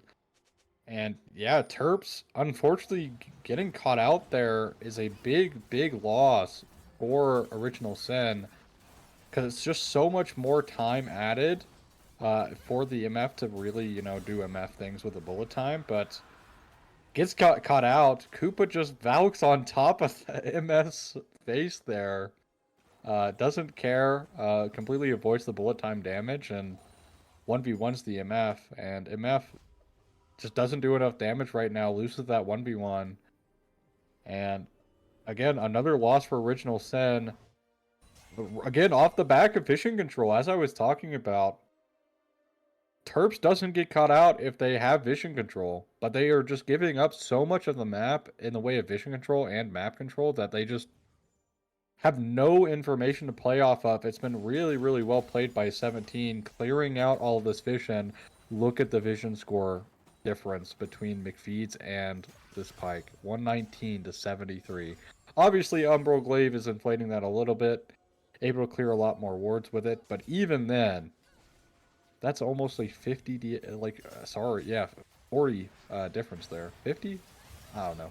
Big engage though. Numbers, but we see some numbers coming down as the Galio makes the entrance, but he doesn't even need to make the entrance because the Misfortune already is down. There's a huge root and pull back in, but there's another pull in. The Amumu catches Zed, but Zed on the walk out. Sejuani clearing a buff while they look for another possible engage, but it looks like they're just on the zone trying to pick up this Baron for themselves. Yeah, I mean, this should be Baron. Guo is kind of low, though, so needs to be careful here. Baron Burn is still half health now. 17 given a lot of good info, but Terps wants this. They are going to fight for this. A lot of damage going into Guo here, but a lot of damage in return. Zed takes him down, but a double kill will go into his pockets as the Pyke falls right after. Gwen goes down finally. She was looked unkillable before, but takes Cassante with her, getting a double kill for herself. Zed, though, putting in so much damage, looking for Sean, but Sejuani's on the chase, looking to slow him down as Zed looks for another one, takes him down. Shut down is the Galio. Zed looking to recover for the past mistakes he was making before. Hey, somehow they find a win when they desperately needed it. Original Sin now gonna pull the objective. Corki gonna be the last line of defense on this. Ultracad kind of low here. Same with Zed. I don't know if Corki walks over here. I don't know if they do this fast enough. Corki's already here, a quarter HP. They're gonna have to try and get this and get out as fast as possible. They're gonna just turn on him. Koopa just dies. And they should be able to secure the Baron, but 17 is on the way. Butters is tanking, which means a lot of their damage is gone. This is stealable. 20 HP. 17 doesn't get there in time. Please, Butters, don't back in place. Oh my goodness. Okay, we're good. Bro is the main character and thinks he has plot armor, man. He really thinks he has plot armor. Start backing there is absolutely vile. They find the Baron. And even with Butters getting completely negated out of that original fight, Zed on this Swain, 4 items, pulls it together and holds his team down when they needed it. And they find a Baron. So this Baron should get them some map control, some desperately needed map control. As you can now see, the first ward in the enemy jungle has been placed since forever ago. We're doing it, chat. We are doing it. We are getting this map control. They're threatening this mid-tier 2. And this is what I wanted to see out of the series. Very close. They do need to be a bit careful for overstaying here. They are getting collapsed on by the Gwen. Look at Gwen wrapping around. She's looking for somebody here. It's not going to catch anybody just yet, but Pyke on the way. Pyke looking to hook somebody down, but won't get anybody. He's just kind of... It was a thought. They were trying for it, but they aren't going to find anybody. It's I think it's 4 members with this Baron buff. The only person who doesn't have it is the Sedge.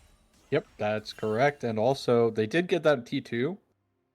So they didn't lose anything for getting that T2. They forced everybody out of the side lanes to come match their mid lane push, but... Yeah, so they find a tower. They get some vision in the enemy jungle. So this is a good look for Original Sin. 1 minute left on this Baron buff. I'd like to see them push out this top side, maybe get this top T1. That's pretty free and easy, standing gold. But the Gwen 8-1. Rabadon's finished, working on the Zhonya's now, has the arm guard. Almost 300 CS. Gwen level 18. Still a very fed Gwen. Original Sin not completely out of or in the game, but definitely in a much better spot now, even with this Baron. This Baron is basically going to be finished here. I don't think they're going to be able to get anything else out of it, as they are now threatening this T2 mid. Never mind, I take that back. They were just getting mid pressure. Elder in 35 seconds, so this one has to be fought over here if your Original Sin can't give this one up. You have Cassante and Gwen on the top side here, so as long as Cassante doesn't like die, I think we're fine stalling her here. I think we just try to keep Gwen there and hope our team wins the 4v4, because it seems like they're on record to keep on winning it, because Zed just is doing absolutely insane numbers right now. But it looks like both top laners are coming down. Looks like the collapse is coming in from the Gwen. We're looking for MF, but MF is way too far out of the way. Yeah, doesn't find anything. Gonna use the Gwen W early there, so gonna be on cooldown for a little bit. Sejuani's in. They're looking for some damage, and they catch one, but the Pike able to slip out for now. Some decent damage, some poke back and forth, but no fight just yet. You could feel the tension. This is literally one fight game right here. Whoever can win this team fight completely wins the game. Pike, though, look at this positioning. This is what I'm talking about, being creative. Does show off the position with the pink ward, so we'll have to walk away. But yeah, something I'm showing here, right, is just how close this game is. Despite what's happened, Amumu gonna get no damage taken. In fact, Sejuani, nice hook, but doesn't really matter. They have so much pressure from this Gwen being on the side that they can't do anything. It's the problem for Original Sin. Like, look what Gwen's doing, just walking back and forth. If they go too far forward, they're going to get gone on by the Gwen, but it looks like they're getting gone on now. There's a huge Amumu stun followed up by the rest of the team. Butters gets pulled in and has to flash out immediately. That bullet time did absolutely nothing because he had to cancel it immediately, but Zed is doing a lot more than nothing. He's doing so much damage. Turp picks up one, and Zed gets himself a triple kill. The only one left now is the Pike, and the Pike is going to try to get something done, but I don't think he will. He's going to have to reset as they run it down mid, possibly ending this game. I mean, they don't have a wave. They have one minion. That's why I said possibly. Yeah, they have one minion. Pike's going to stop this wave. But Zed absolutely goes crazy in this fight. Obviously the MF ult, but really look at this. Guo finds a crazy engage off the back of this, and they still lose it. They still lose. Watch. Flash hits 4, but they're so sidetracked by Butters. And the bullet time gets canceled. Yeah, like they're so sidetracked by Butters, but look at Zed's damage. And Butters gets out as well. Like, he's still doing damage here. Obviously not as much as the bullet time. But look at this damage from Zed. Completely holds his team in the game. And I was doubtful of the Swain R5, but it is paying its dividends. As Original Sin will find the Elder in that replay. And they find a teamfight win. And they are now in a solid position to win this game. I mean, right there. That was the bullet time being canceled, by the way. I thought that fight was just cooked. Because the bullet time was perfect, and then it just wasn't because it got canceled. But it looks like we're trying to catch somebody out here. The stun from the Pike is good. MF putting some damage down, but the Sejuani ultimate is off the mark, which means they're not going to catch anybody out this time. But Zed put some decent damage in. The Pike's still on the chase. Baron. It could be what they're posturing around. Yeah, I mean, there's no way TBD are gonna try and fight this. Like, they have Elder for another minute 40. You just have to get Baron, right? Because you try to fight this, you lose the game. So you need to find a way to stall. And kind of a problem with TBD's comp here is they actually don't really have that much damage going for them besides the Gwen. The Corki's really not putting out that crazy of numbers right now. And there's just such a beefy front line to get through that if Gwen at all ever gets stalled. Also, Gwen had Seeker's arm guard available in that fight, didn't use it, so does have it going forward. Should have Zanya's gold at this point. There's no way. So we'll be able to basically use it and buy Zanya. So we'll have to, yeah, just straight up upgrades it to Zanya. So never mind. But their damage is lacking right now. And Original Sins isn't. Because Zed able to happily carry these team fights even if Butters is the one to go on. I mean, yeah, Butters is the one to go on because you don't want the MF to have free reign, but Zed just is not dying. He is soaking so much damage. He is doing so much damage as they walk into the base. They take the first inhib. Looks like they're taking themselves out. They're going towards this top side now, meeting their Cassante up there. Cassante takes down the one turret, but there's some good poke for the Pike, but not going to find anybody just yet. A little bit of damage back and forth as it looks like they're walking in, trying to find something. 15 seconds on this Elder. Swain gets pulled. But 10 the seconds engage now. is finally here now. There's a lot of damage. Gwen is immune, but how long can you stay immune? Needle time gets thrown in, but the blue turret goes down, which means it's time to go. And there's a lot of damage going to the Amumu, a lot of damage going to the Corki, which means 2 goes down. And that leaves 3 versus 5 on this base siege.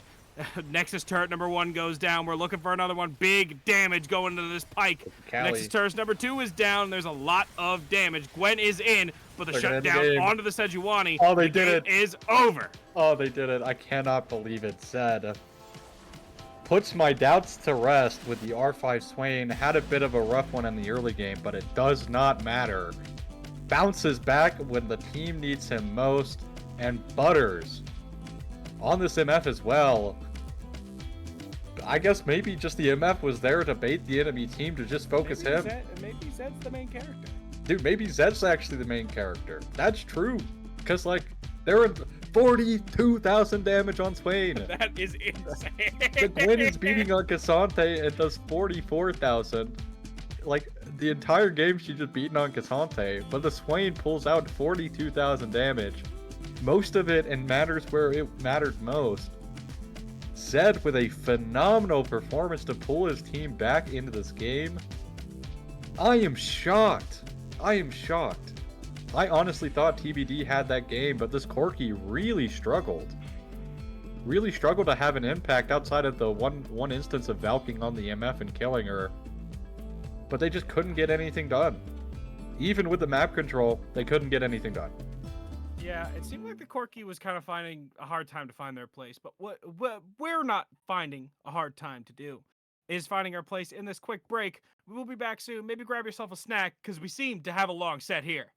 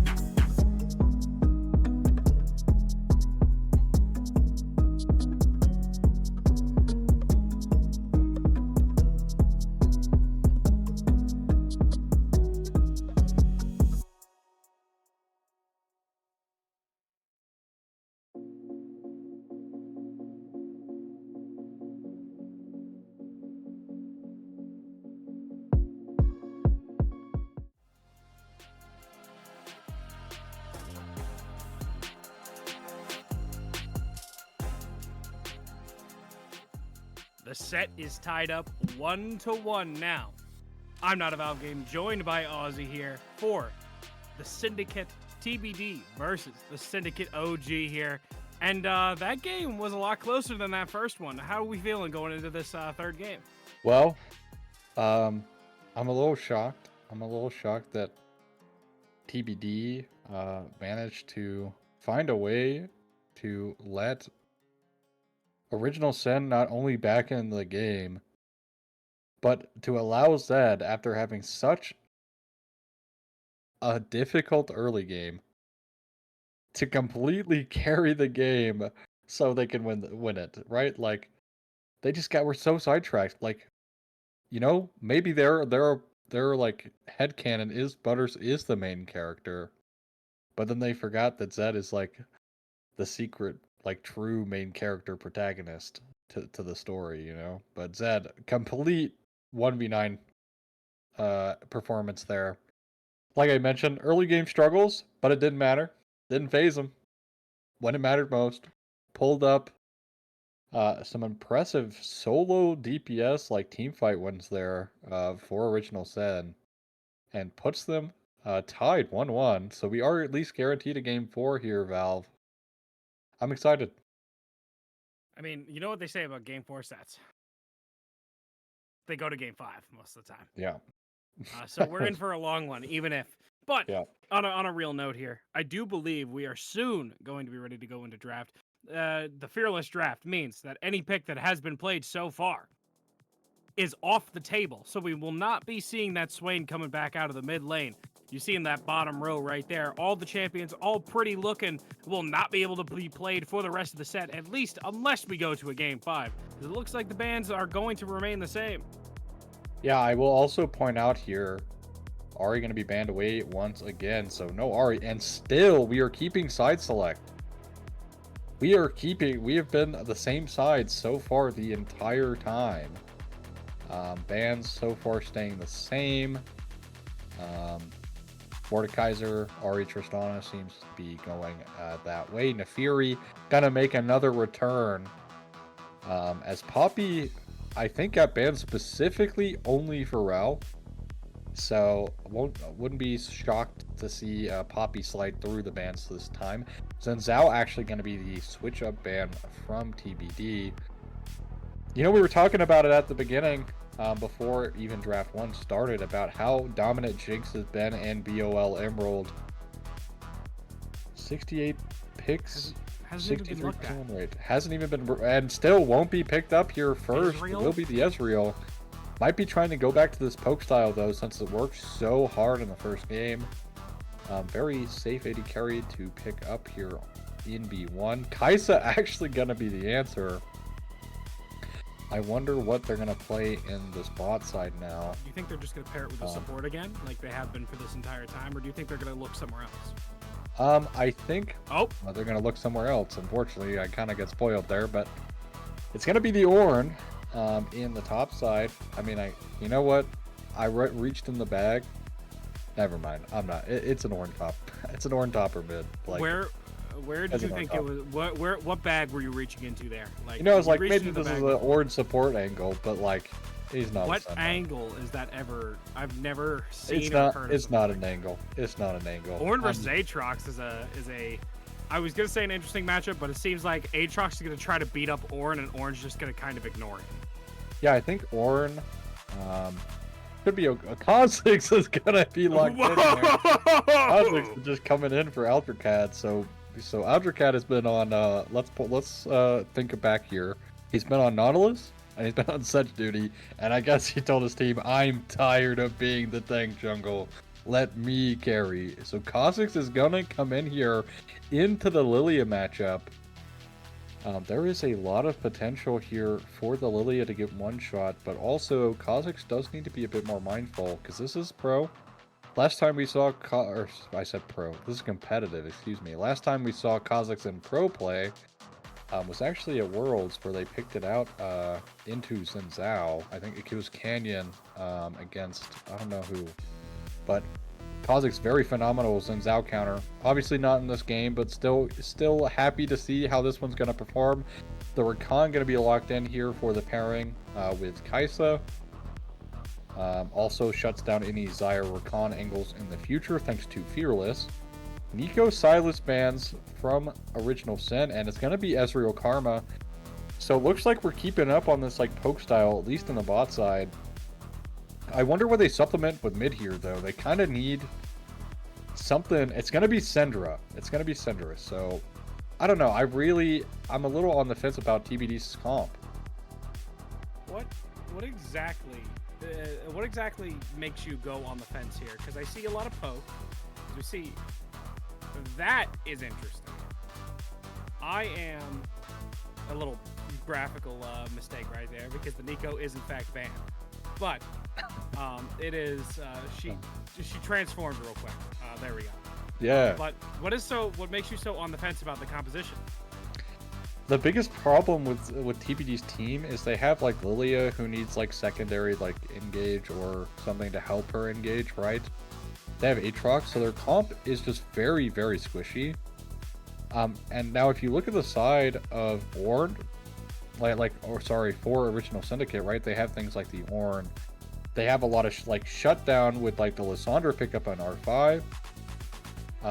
You have like Kaisa, right? I think they have a phenomenal team comp here on Original Sin.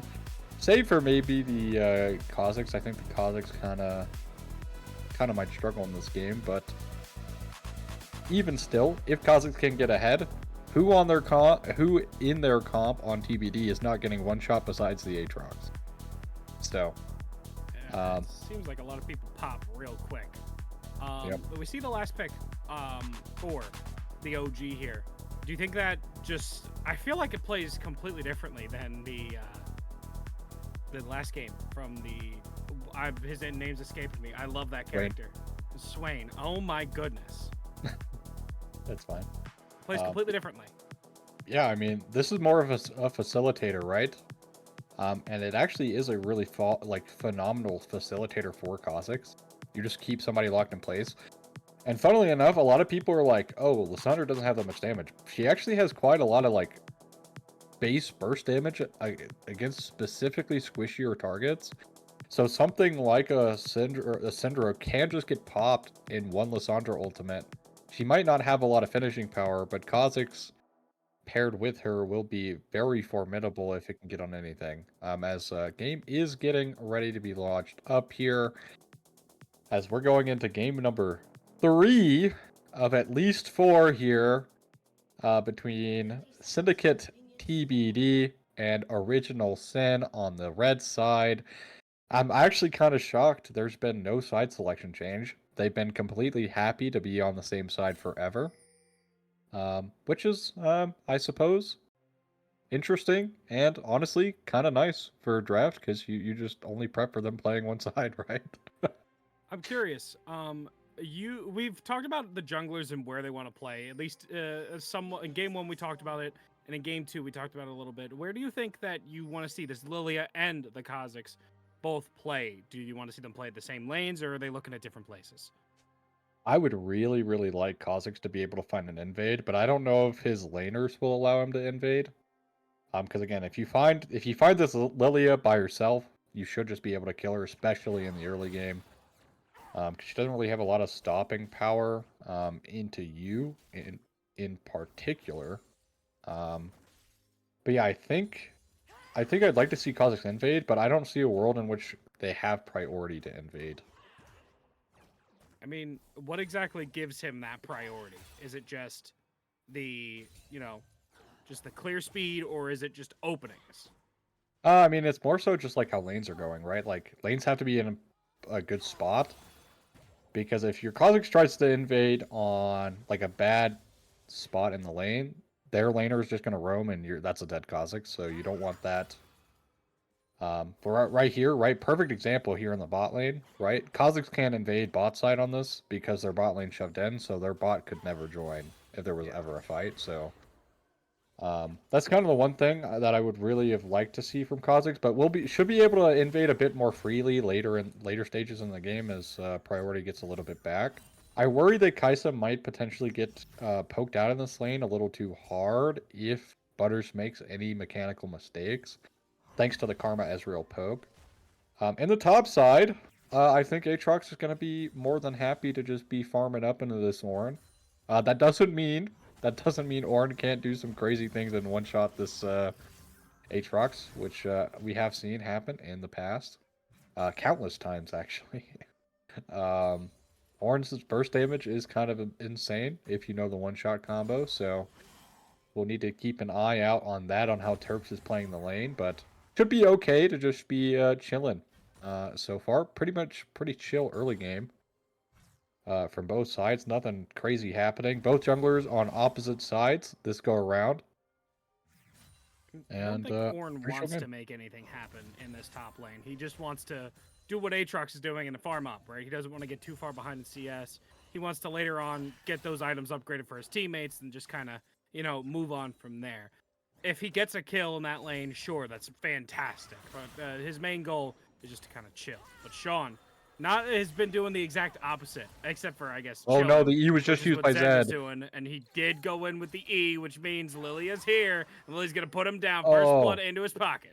What a blunder by Zed there, using the E aggressively. Guo could be okay here. Again. Has priority still on the bot side, so just a nice little jump away from the bug himself, but really crazy blunder by Zed to E in there. Yeah. Pays the price with first blood to the Lilia, which is very not ideal. And yeah, nice pickup for TBD.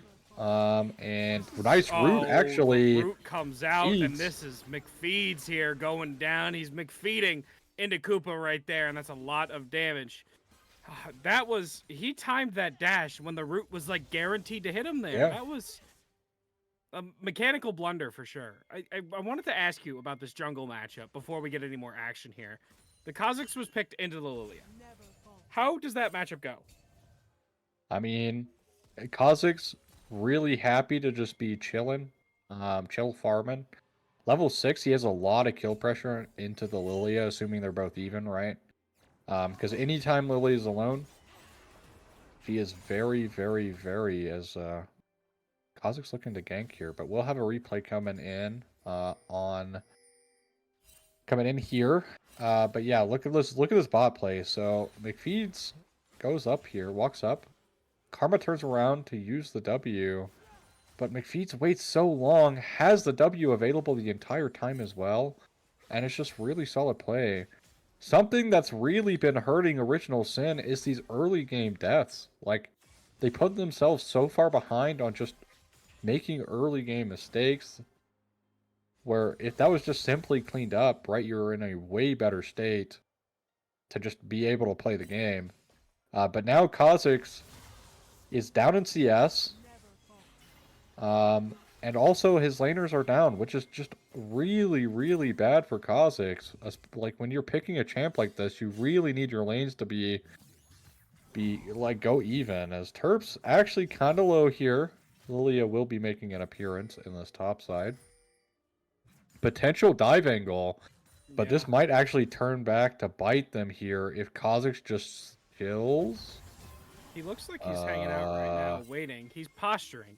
Uh-oh. He's looking. They to know see Lilia. Exactly. Yeah, they do. They see Look, Lilia. Watch this. He's going onto the Lilia, I think. Lilia yeah, has bit of flash. aggression. Some good damage goes back into her, but there's some good damage going into her, and that's a lot of damage. But Aatrox is here way before. Doesn't matter, But nice Zed flash. is here. Too much damage going into her. Aatrox Nice. comes down, but he's popped, locked, and put down into the dirt. Looks like Sean is here. That is a lot of damage. Pot. Zed almost goes down. The health pot mattered. And Altracad placed that on the knife's edge there. I'm so surprised Guo held on to Flash for so long there. And it turns it right back around, right as I was saying Original Sin making a lot of these early game blunders.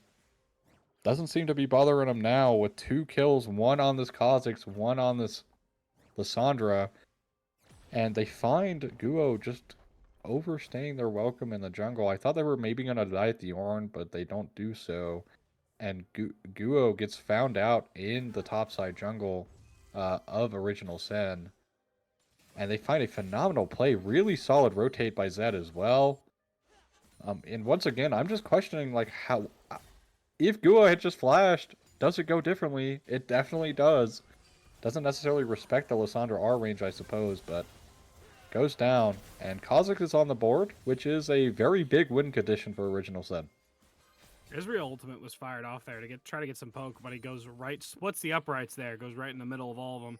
Looks like this Lilia is trying to get something done here on this bot side. Looking for these wards, looking for some vision, but will not find anything just yet. But Kha'Zix is here to meet her. So, they're going to trade back and forth. They're kind of just staring at each other for a little bit, but Kha'Zix looks like he wants none of it. He's walking towards this mid lane. It seems like they are trying to get it. Kha'Zix is trying to get active here, but it looks like it's just for the Scuttle Crab. The leap out is there, but Lilia flashing in, trying to get aggressive. Won't find anything with the Syndra taking quite a bit of poke. Kha'Zix turning invis real quick, try to slip away. Looks like the Scuttle Crab's going in the pockets of TBD. All right, I was just making sure I got it right. Because it looked like Kha'Zix almost got that. Yeah, you did get that one right, but something that's important to note, this Drake is spawned up, so are Grubs. Lilia just used Flash, and hold that thought, this bot lane is going crazy as Koopa. Very low now. So much damage. He took a lot of damage. This root comes out, but it does dissuade the aggression even further. Lissandra's in, though, and that's a lot of damage. The stun is there, and you said he lacks damage. Doesn't look like it. A lot of pain going their way. And the Karma's going to have to slip away for now, because there is nothing she can do. Dragon under threat. Yeah, this will be Drake. They will lose the Grubs on the top side here in the bottom left of your screen, but they'll take that play. They find another kill. Lissandra now with 2 kills. 5 stacks on the Dark Seal, and that's what I'm talking about. Kha'Zix's going to be able to easily pick up this Drake. Obviously, Chemtech Drake, so it could be, I guess, worse Horn's for getting 3D, aggressive? but Ornn with the past my window. Ornn not going to really do anything too much, but Call of the Forge God does go wide. Callie going to turn it around, actually. Big damage going their way. Terps has to dash and flash out of there real quick. And that is, he tried to get aggressive, and then the Call of the Forge God went past my window, and then Aatrox almost killed him. So that was just Man. is that toxic? Man. It definitely is. I'm sorry. That was maybe a little much, but Man, past my he's window is trying so his good. best, okay? Trying to find a solo kill. It's an uphill battle, you know? It's an uphill battle. Oh, trust me, I know about that. I know all about trying to get solo kills. You want to hear about lane control? I can tell you about that too. It's It is right now. This bot lane has seemed to be, the lane control has been going back and forth between them. And right now, it looks like it's going in the favor of the TBD Syndicate. Some damage going into the center. A lot of damage, and that is a Sean of the past, a visage of Sean, a former Sean. Sean going down. This Kha'Zix putting another one in his pocket. Yep, just as I mentioned, the combo between the Kha'Zix and that's gross, by the way. The damage. Like, you just get to do so much damage. Yeah, again, one of the biggest problems with Lissandra is finishing power. So like she has a lot of front end burst, but can't really finish kills off. Kha'Zix, funnily enough, really good at finishing off kills. So really pairs off with with one another. And it's also, this Lissandra is going to be really good into shutting down like the Lilia, because Lilia is going to try and abuse her move speed. But if you just are her, she can't really do anything. So far, SYN turn around a disastrous early game into a solid early game as they're up 2 kills. They're back even in gold. They have a dragon to their name as well, which is quite nice. They did lose the Grubs, but that's okay. But the Lissandra and Kha'Zix combo are both fed, have both of the kills, so... Looks like they're getting aggressive, though. There's a lot of damage. The Israel ultimate takes a little bit of damage, but Sean goes down once again. There is so much pain going their way, and the pain goes into Lilia, and Lilia falls once again. No move speed can get you out of that. She goes down. And Outracad lives, uses the flash, but does live. And yeah, unfortunately, Guo finds out the Lissandra burst is still crazy, has the Malignance available now. 8 stacks on Dark Seal. Early game for TBD now, as I was talking about a bad early game. This early game so far from TBD has been kind of started off good, but kind of been going downhill. Atricad is Koopa killed very low McFeeds. here. Needs to be kind of careful. Koopa killed McFeeds. Oh, did he? Oh my goodness! I didn't even see that. What? Okay, my fault. I completely He missed just kind that. of, I don't know, McFeeds just kind of took a bunch of damage out of his tower. Looks like the chase is on to Butters, though. Butters needs some help here. Butters gets rooted down. There's a lot of damage, and it's too much damage. He Killer Instinct. barely is living. There's a little bit too much. Killer Instinct does Lift. get the Kaisa out, and Sed's going to be here to make sure the 80 carry of Butters is safe. Mr. President is still safe. Really nice Predator Instinct there. I think is it called Killer Instinct? I'm pretty sure it's called Killer Instinct. Really nice damage from Zed though. In. Zed is in looking for Koopa, and Koopa going down. That's Zed looking to clean up the mess that his dual lane left down at the bot. Yeah, the Killer Instinct there, fantastic usage in Zed. 4, 1, and 2 on the Lysandra. Yeah, this guy's I don't know. Game 1 he was asleep. The other ones he woke up. But we'll get a replay to see exactly what happened there, because a lot just happened at the same time. It is. Yeah, a whole bunch of stuff going on. Butters gets gone on here, I believe. And then McFeeds tries to get in front of everything and just soaks all of it. Yeah, that's exactly what happens. He just soaks all of this damage and then just dies to Koopa. Nice Q. Yeah, walks in front of the minion. Well played by Koopa to find a kill there. But yeah, let's look at this top side. Back and forth here. Some good damage into Aatrox. Aatrox throwing some damage back into Terps. And Terps taking too much damage. Aatrox gets himself a solo kill. This Cali guy putting in some good work. Been on these more carry style top laners, so I expected Sean needs to actually be careful. He's getting collapsed on, no flash. By Sean, there's a lot of damage going your way, but the Ezreal ultimate is big. That is a big turnaround there. Sean may go down, but he'll take 2 with him. It's just 1 for now, though. They're looking to chase him down. Zed falls. Now it's 2, and Butters is going to be the 3rd. Double kill going to the pockets. A Coop. And that is Drake going their way, most likely. Yeah, it should be their first Drake.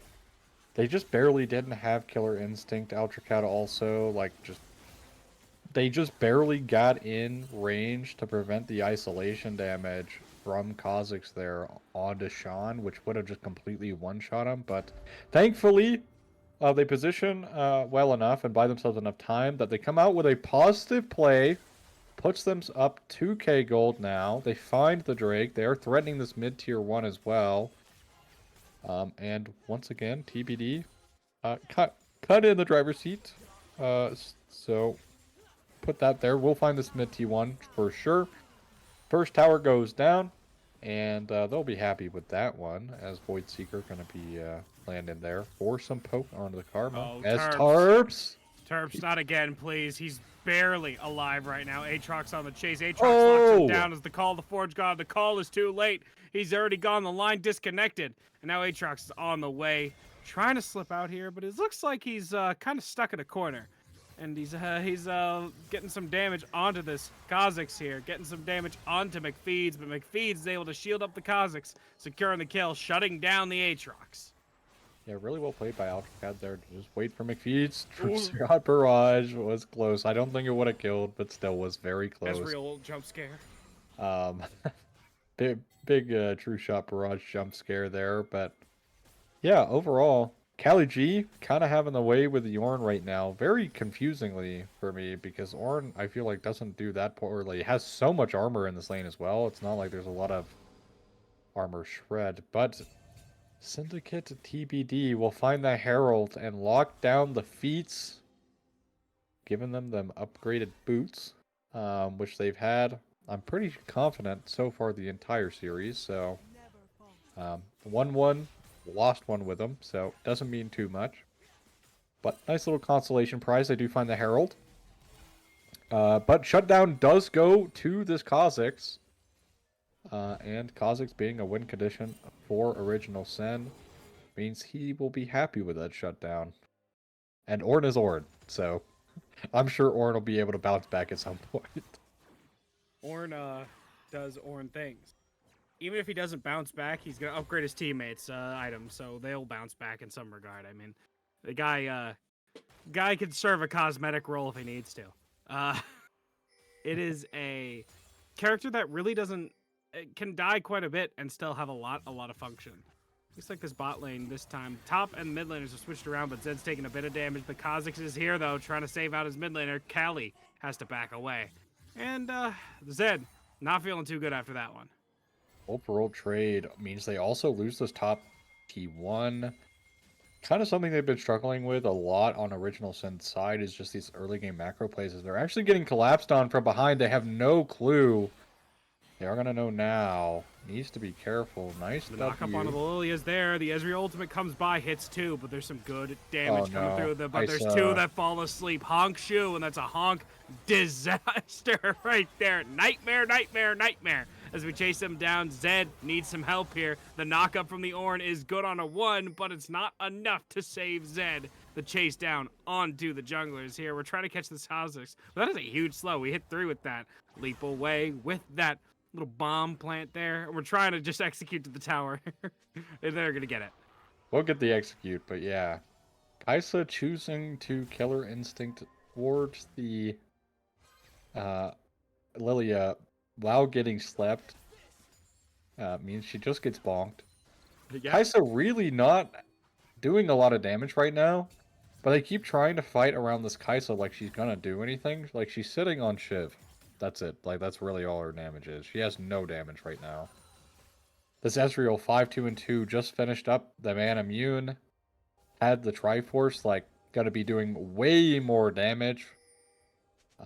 So they really, really, really need to just take a chill pill or stop trying to do plays when 80 carries are involved because Kaisa is getting completely outdamaged.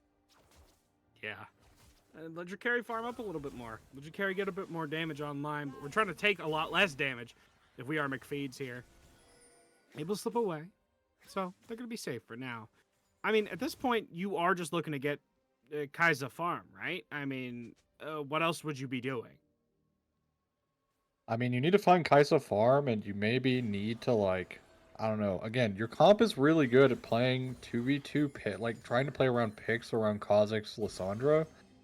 And when you're baiting yourselves into these early fights where Kaisa doesn't have a lot of damage right now, you put yourself at a disadvantage. This means they should lose this Drake as well. Will be the Ocean Soul once again in this match. Really nothing to be answered from Original Sin. They're not even going to try to pressure this top tower, which I feel like is a massive mistake.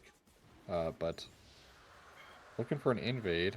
Altracad is on the mini-map there. Callie going to be defending this one. He will get it. Nice little leap away. Will be... get that little Grompus consolation for the Drake, I suppose. But we're still 10 minutes out from a soul being taken at the very least. So, 17. You're just dead, buddy. Bro 07. Bro just got caught with his pants down, man. 07. That's exactly what happened right there. 17. Man, I'm dead.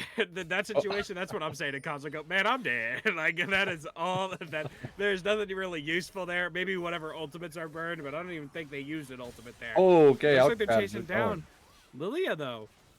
Little gone on, a little bit of aggression, but it doesn't look like there's enough damage. The Ezreal ultimate barely. A little bit of a haircut going onto Butters there. Ooh, scary. Yeah, so as it turns out, if you are a Karma in this game, you cannot go and walk and do vision stuff on your own.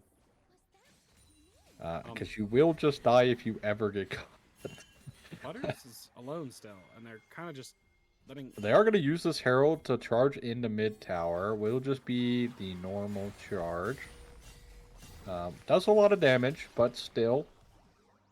Not really too much happening right now. We have what is called the dead time during a league game, where we're getting into this point where teams are really only bouncing waves back and forth, waiting for an objective to spawn. So there is that. But it's better not than them really staring dead at each time. other with a spawned objective, you Hey, know. hey, Yeah, I would know a yeah, lot about that. yeah, man. The game you preference is not really for me, because of that point. But yeah, in this game, right? Like they need this Kaisa. Kaisa now with the Guinsoo's means she's going to be doing a bit more damage, but still, I think the biggest blunder for Original Sin so far is really just disrespecting like Kaisa's item spikes. And she's on your team, like she's communicating what her items are. Uh-oh, Ultracat actually in danger.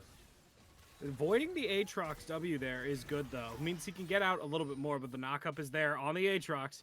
A lot of damage going his way, but the Invis is Oh, no, there, he- but there's even more damage followed up, and he goes down. Sean popping him like the bug he is. Wow, not the bug reference. Oh, Oh, the Lissandra E got getting caught canceled. there, and the E got canceled. Means Orin's going to fall right after, too. The flash away means he's going to be safe for now. But, oh, that is 2 kills going down. No objective spawns means they're kind of just looking at the minions. Yeah, I will say, I wish Riot did address this time period because there really is nothing. But this mid T2 is going to fall almost certainly. But hey, this is basically the position Original Sin were in last game. So I've seen them win from this position. I think they can bounce back. You can't really count them out. It's still like a recovery point, a possibility.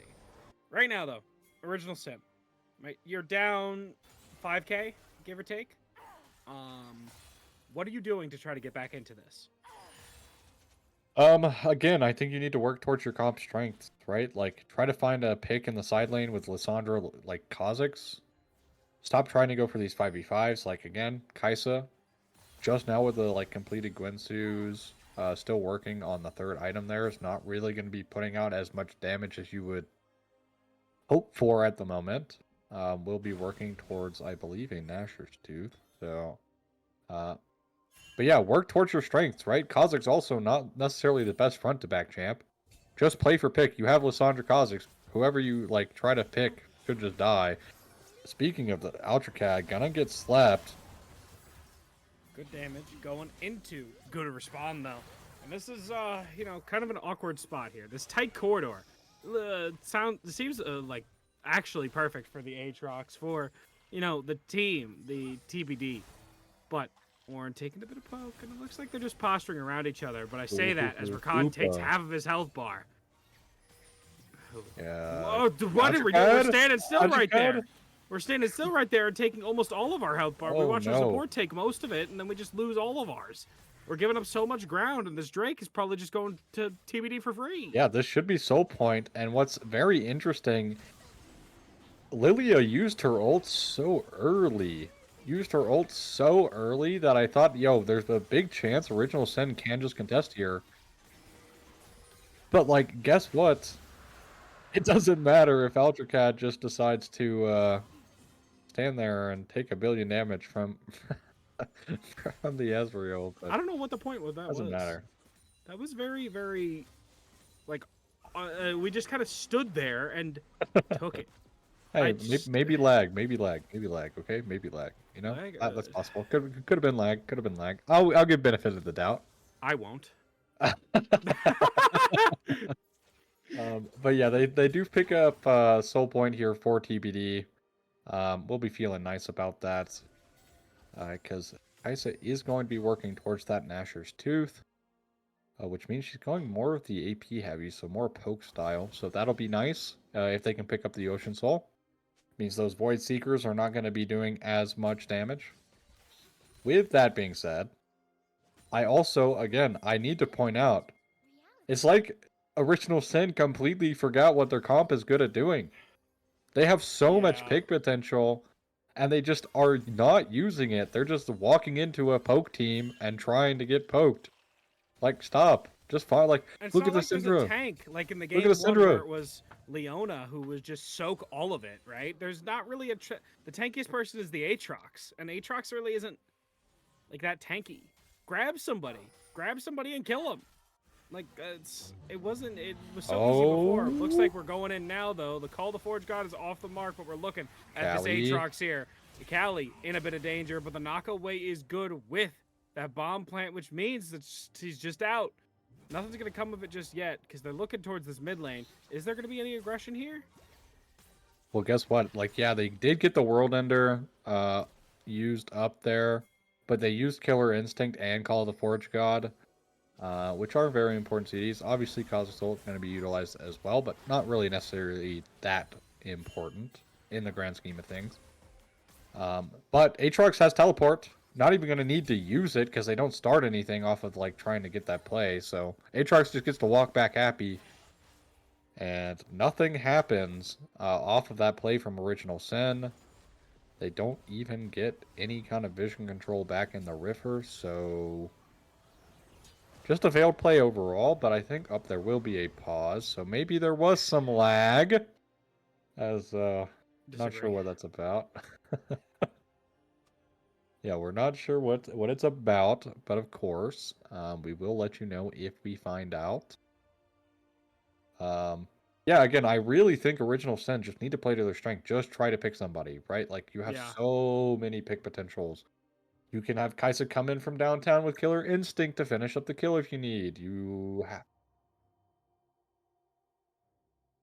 Okay, so it is going to be a jungler DC, but it will not be Altracat. It will be I told Guo. you, Yep, bro. yep, You were yep, doubting me. You were doubting yep. me. But pause is coming up. Pause is coming up, so we will be back in the action just soon. Of course, there will be the little stutter after this pause as well, just to let the game re-buffer itself. So please be patient with us while we're working on that. But I really want to see Original Sin turn this game around by utilizing what they drafted. Yeah, I mean, realistically, it's just you're not playing to your comp's strength. And at this point, at this level, you got to be doing that, man. Like, you can't be, even if it's just you're trying to start a team fight with this Call the Forge God, right? You get a bonk and you get a knockup, and then you go in with the Lysandra, right? Or you get the catch initially, or you get it with Rakan. Like, you've got so many ways to start this pick-oriented fight, and you just aren't able to, get it. You just got to do it, man. You just got to start doing it, and they're not. I mean, I will say Terps' Call of the Forge Gods these games have been disappointing. Really not utilizing that cooldown very well so far in this match. But of course, still plenty more of Call of the Forge Gods to utilize in this game, as you're not out of it just yet. 5k is the gold lead here for Syndicate TBD. And it's to be decided on whether or not they're going to get this one over the bar. They do have a much bigger gold lead here than they did in the last game before they started losing control. So maybe they can just kind of gold check their opponents here a little bit. Baron is spawned up. 1 minute and 20 seconds left on this Ocean Soul spawn for Syndicate TBD. As Kha'Zix's looking for his next victim here in the enemy jungle. Looks like he's not going to find anything. Resets are going to start coming out here. Callie might find the Kha'Zix. Does see the Kha'Zix. Sleep's going to be available, so jumps over the wall there and stays okay. As this Drake is spawning in 50 seconds now, people are trying to back, but they keep canceling their recalls. They are getting some vision control. This is what I want to see out of Original Sin a bit more in these games, is this right here. Applying pressure into your opponent's jungle so it's not safe. This looks like right here. Obviously, This is your pick comp. Yes, this is how you pick. Look at this. Get the pick. Look at this. Walk at this Lilia right here. The Lilia, please. You're not doing it. Why are we not doing it? They're just a little too scared because they lost mid prio. They didn't necessarily know where the Aatrox was either. So, Looks like Orin's getting caught here though. Nice no, W. he's able to immune it. Yep, a nice W here. I don't know. Some good damage going into Terps, but Terps is able to just get away from it real quick. Drake spawned back in, so it's back to this kind of situation where we're just looking at each other. It's not right now. It's again, we had an opportunity there to try to grab somebody. The Lilia, Kha'Zix jumps away. They're still posturing. What are we doing here? Like, what are we looking for? Who is looking to start this fight? Well, I mean, it's either going to be Soul for Syndicate because Drake's already spawned, and they're just so scared Syndicate to be decided. Half health now. Void Seeker's still landing, but not really doing any damage. I think this one's just gone. Like, they're just not even attempting to get in.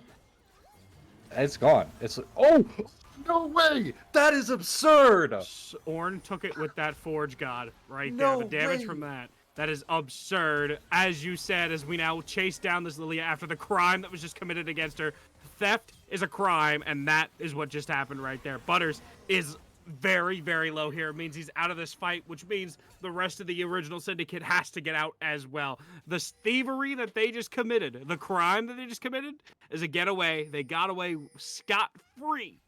No charges this time around. There's just no way. 57 HP and Call of the Forge God secures it for Original Sin, buying them a lifeline. I am shocked. There's no way that happened. I can't believe I actually got to cast that moment, but I guess, look, I said, you know, Terps' Call of the Forge Gods were disappointing, but that one did not disappoint, buddy. Excellent steal. Excellent steal. That's all I can say. I cannot believe you found that. Not a bit of luck there. It was all calculated. Yeah, I mean, all calculated, you know? Even with luck, it's still absurd it happened. 50 HP. Wow. Wow, Terps. I gotta take a breather for that one. That was just absolutely monstrous for the game. I'm surprised they didn't find Guo, but Sean, this is what I want to see. This play right here. Finally. Sean is dead for sure. That's Shut exactly what we down. wanted. This is what I needed. We've been begging for. We've been begging for it. And Baron's on the cards now. Yes. It's exactly what we wanted. Exactly what we wanted here, and it's exactly what we needed. We got it, and that's exactly what the original Syndicate needed. They take it away, and they're looking for this Baron. It looks like the team doesn't want to give it up for free, though, to be determined on whether or not will they get this Baron or not. Koopa looking to walk in here with the help of his support. It is secured by the OG, and the OG, the knockup is there, and it is big. Zed takes down one, Koopa takes down one in exchange, but the damage is there. Butters falls, and Callie is in. Callie is putting in the big numbers. He's the big man. The World Ender is here, and he will end your world right there. Callie helping take down another. Koopa is unstoppable. Almost everybody goes down except this Kha'Zix, the only one left with the Baron, which means we're going to run it up mid. Dude, every time I see Kaisa, like, use Killer Instincts, like, Butters is just, like, ulting into melee range of people, and I don't understand why. She completely ults into the, like, a bad part of the fight, and this literally could just be game, as Altracat is the only person left alive, and he's dead. This is just game. Regardless, this is game. I don't see a world where this isn't game from TBD. TBD just barely slip out this one. Come on, McFeeds. Stop him. No, this is going to be game. And game 2 is going to go to victory for TBD as they finish up the Nexus there.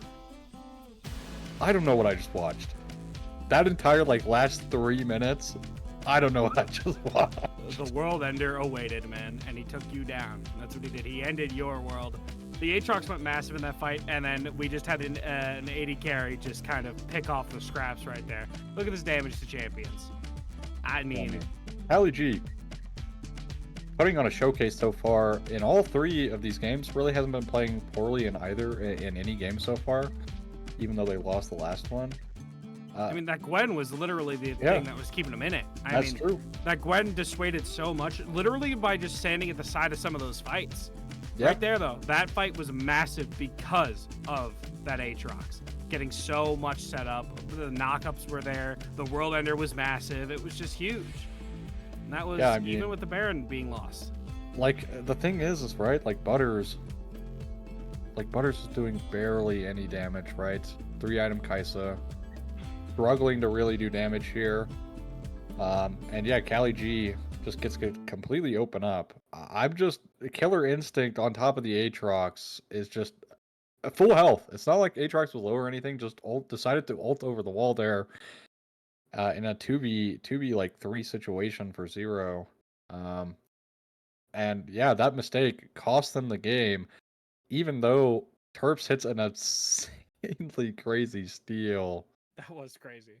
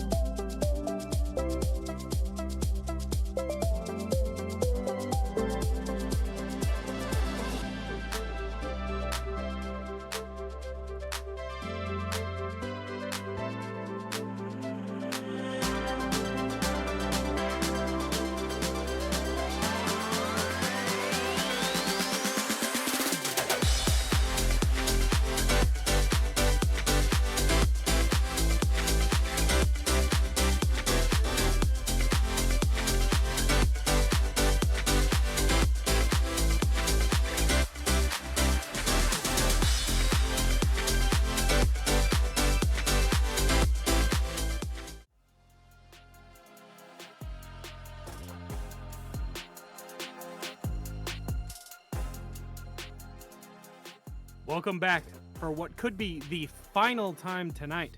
I'm Not a Valve Game, joined by Aussie here for the Syndicate TBD versus the Syndicate OG. 2-1 the set is right now in this best of 5 set.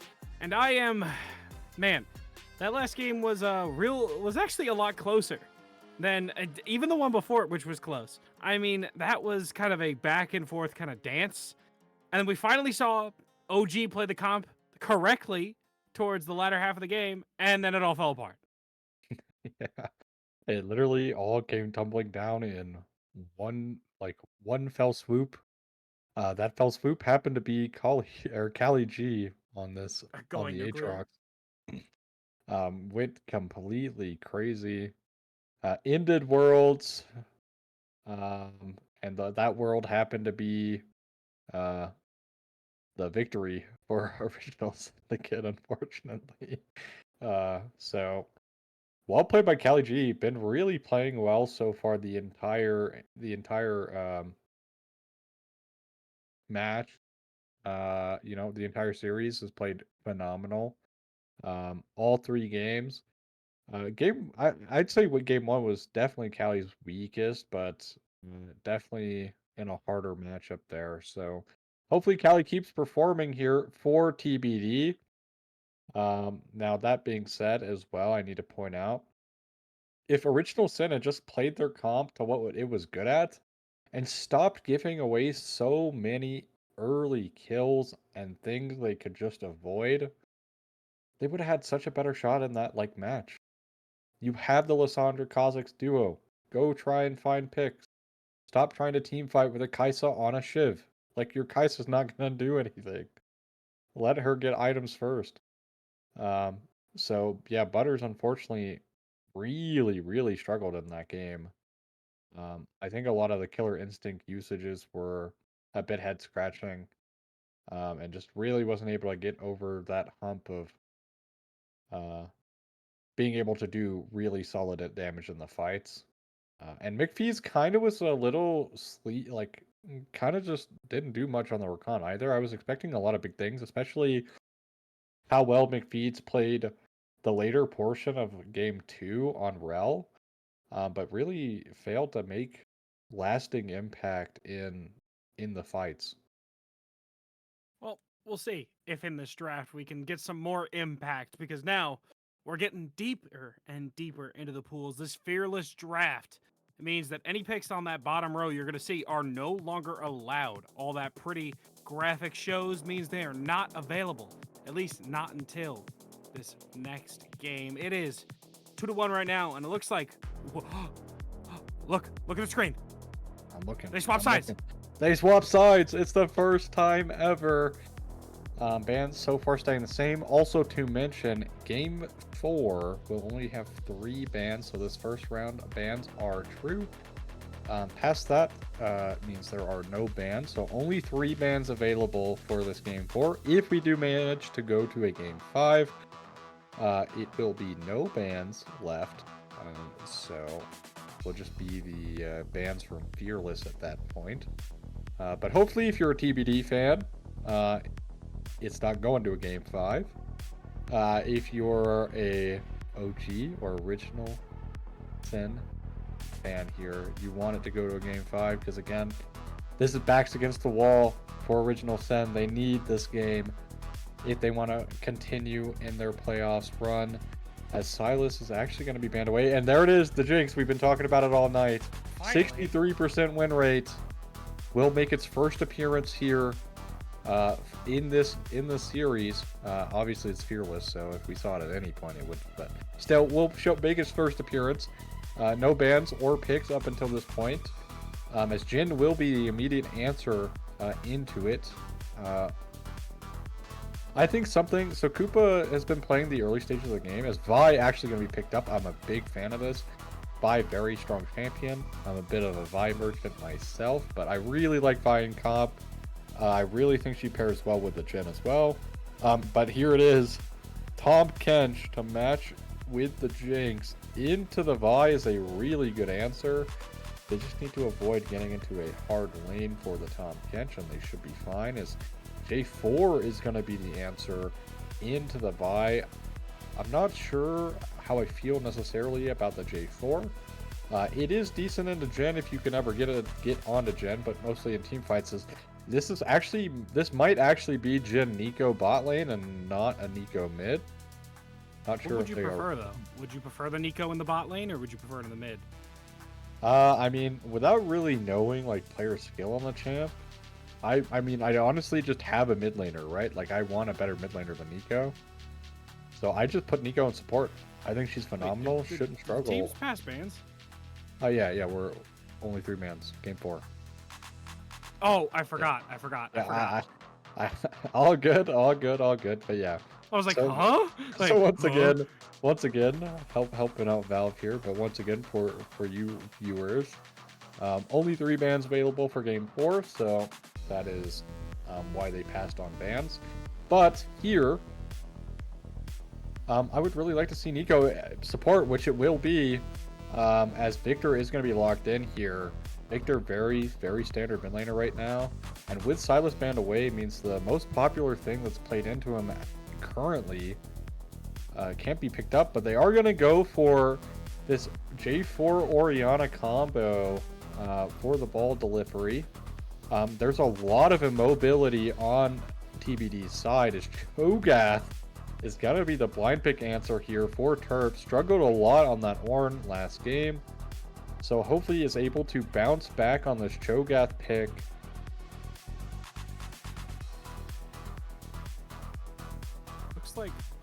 Looks like right now we've got an answer back for that Cho'Gath with the Mbest. Now, I think there is a clear advantage to SYN TBD, and you know why? Why? They've got more arcane character. I'm sorry. I had to make the joke. But yeah, I think Mbessa is interesting in this draft. I think it kind of struggles though, because like, do you Mbessa really likes want to be? move, doesn't Yeah. she? Like that's She her. likes to That's her move, main thing. But she likes can't to move in and out of J4 cage without ult. Like you can't jump over the cage. Like if you're locked in there with him. So, this is a really solid J4 draft, especially if Original SYN can just completely stay away from getting Wombo comboed off of like the Nico or something.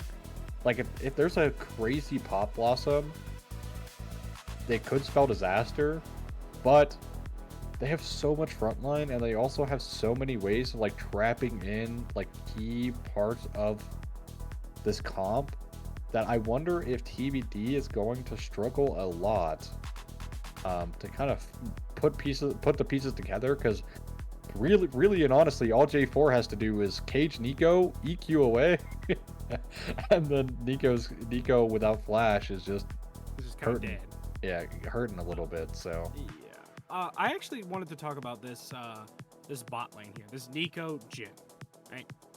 It seems like it's got a lot of damage, but you have this survivability, I guess, not entirely on both sides, but the Tom Kench does give this Jinx a form of survivability in that he could just kind of, eat and then walk away with her or move her away, that sort of thing. Does that really impact the safety of this lane, or is it just kind of, a give and choose sort of situation? I mean, I think, funnily enough, I think the most unsafe part about this bot lane is the Tom Kench. Tom Kench really gonna struggle against the Nico range champion. He's only really strong into like melee champions because he can like bully the melee champions, but into ranged, right? Nico can always save E for Tom Kench W if they ever try to get, like, if Tom Kench ever tries to go in. They can always save some kind of CC for Tom Kench if he tries to W away to save himself. So, I find that Tom Kench probably struggles a little bit in this lane. Not that it matters, right? It has one sole purpose in this draft, and as long as it does that, that's all that's gonna matter. What is you that just purpose? eat the person who is getting violted. All right, that's I figured that's what it was, but just in case I was missing something, it is the person gets targeted by a viol and then delicioso, that sort of situation. That is that is, I guess, just the safe counter to it. I mean, Tom Kench can also soak a good deal of damage too. I'm sure that fat body is. Jinx is also a very small character, so Jin trying to hit Jinx from behind Tom Kench is going to be a little difficult, considering how big he is. But you know, what's also going to be big is when we transition into this game for what could be the final set. When we go into this game, which comp do you like better overall? I mean, I do like Moving now. I like original sins a bit more here. Like I said, I think J4 really benefits their comp. Funnily enough, that it benefits their comp because, you know, they kind of picked it so early.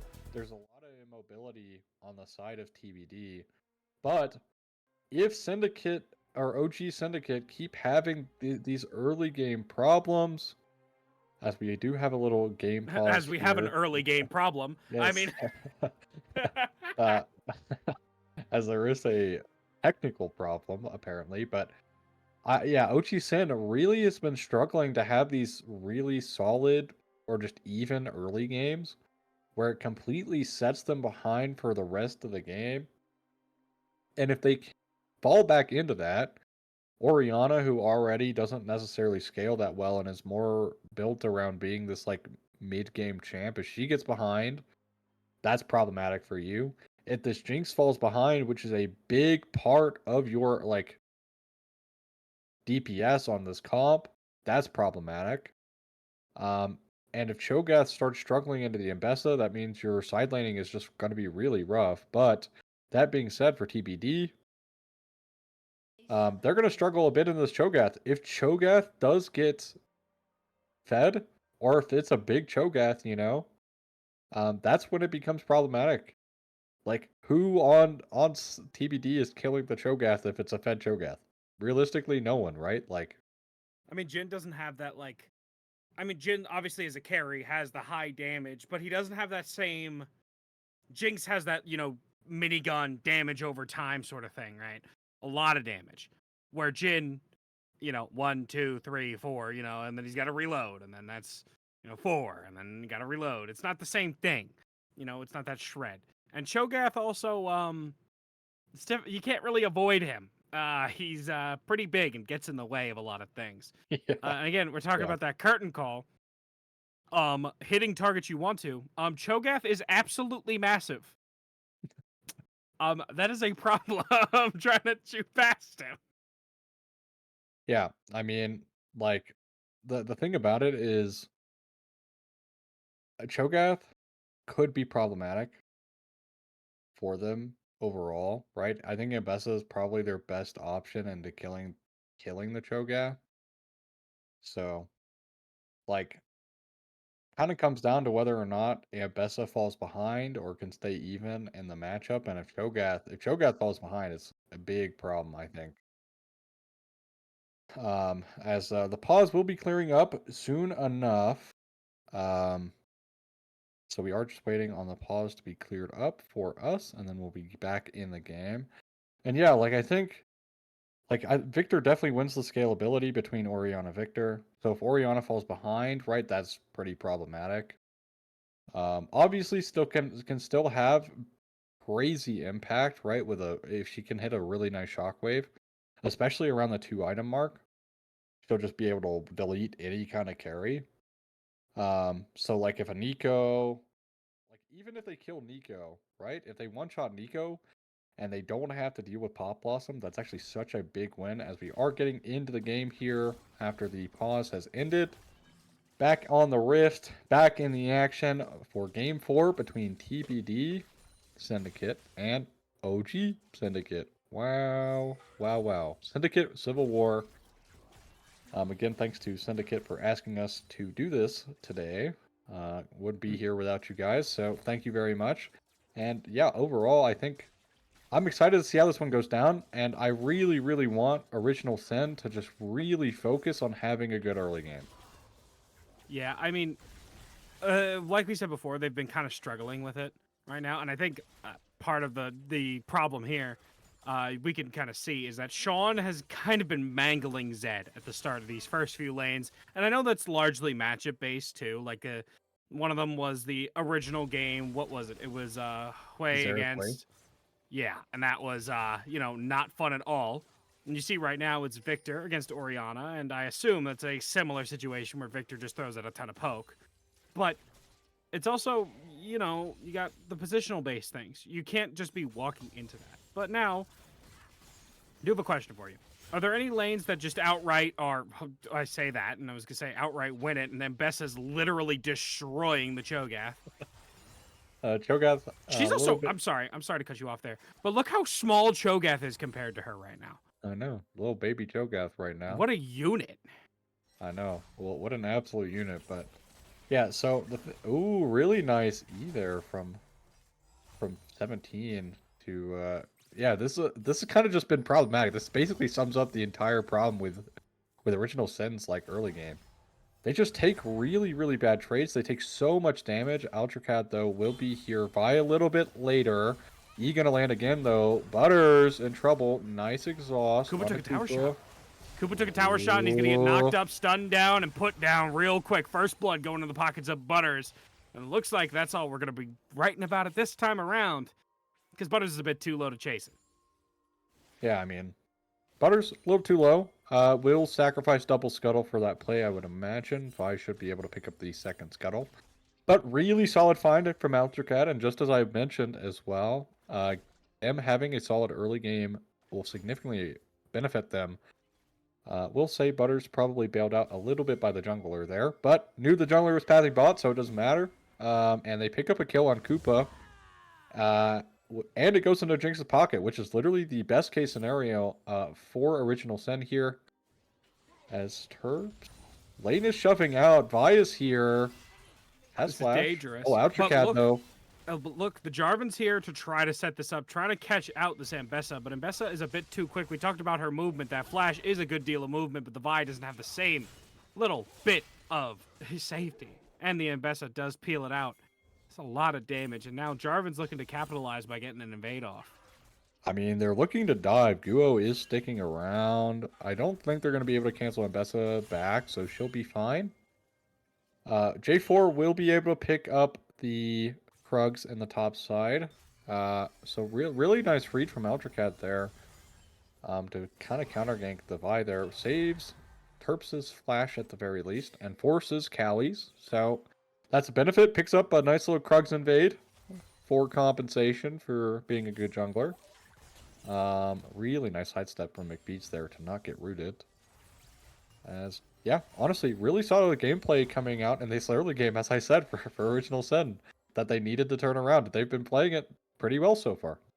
I like really that they have kind of capitalized on the over-aggression from TBD this time, but we see some aggression coming in now. We're looking at Zed. We were looking at the jungle first, but we did not catch him out this time. Zed has to back away for now, trying to get to the CS that he doesn't want to walk up any too far, but he throws the ball out, gets that last CS. It looks like Vi looking towards bot side, trying to see if she can get an invade on her own. But like I said, they capitalized on the very over-aggressive TBD dual lane. And that was just enough to, get Jinx, the most important character on the map, to get that first blood. Now, with that sort of start, how do you want this to transition? Where do you want this Jarvan to play from now on? I say that as Zed under threat, having to flash out. Yeah, even misses the cannon there, so was willing to give up the flash for the cannon and didn't do so, or it didn't even get the cannon, so not worth.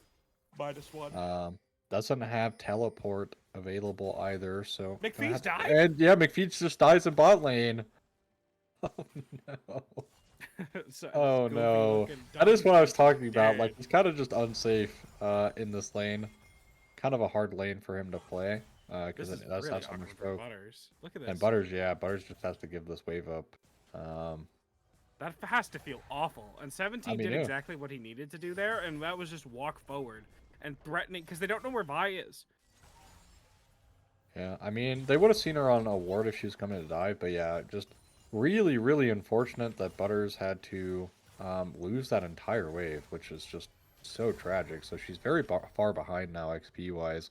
Also, just straight CS-wise, she's down 21 CS, which is just not at all ideal. Nice little Q there from Terps onto Callie, but Callie going to be able to take a reset. As Terp's just doing small Cho'Gath things, walking around the map, building Now, health. how do you expect this? I know the Bessa generally likes to build a brute. Correct me if I'm wrong. And Bessa is kind of past my, recency date of playing this game. She likes a bruiser style, yes?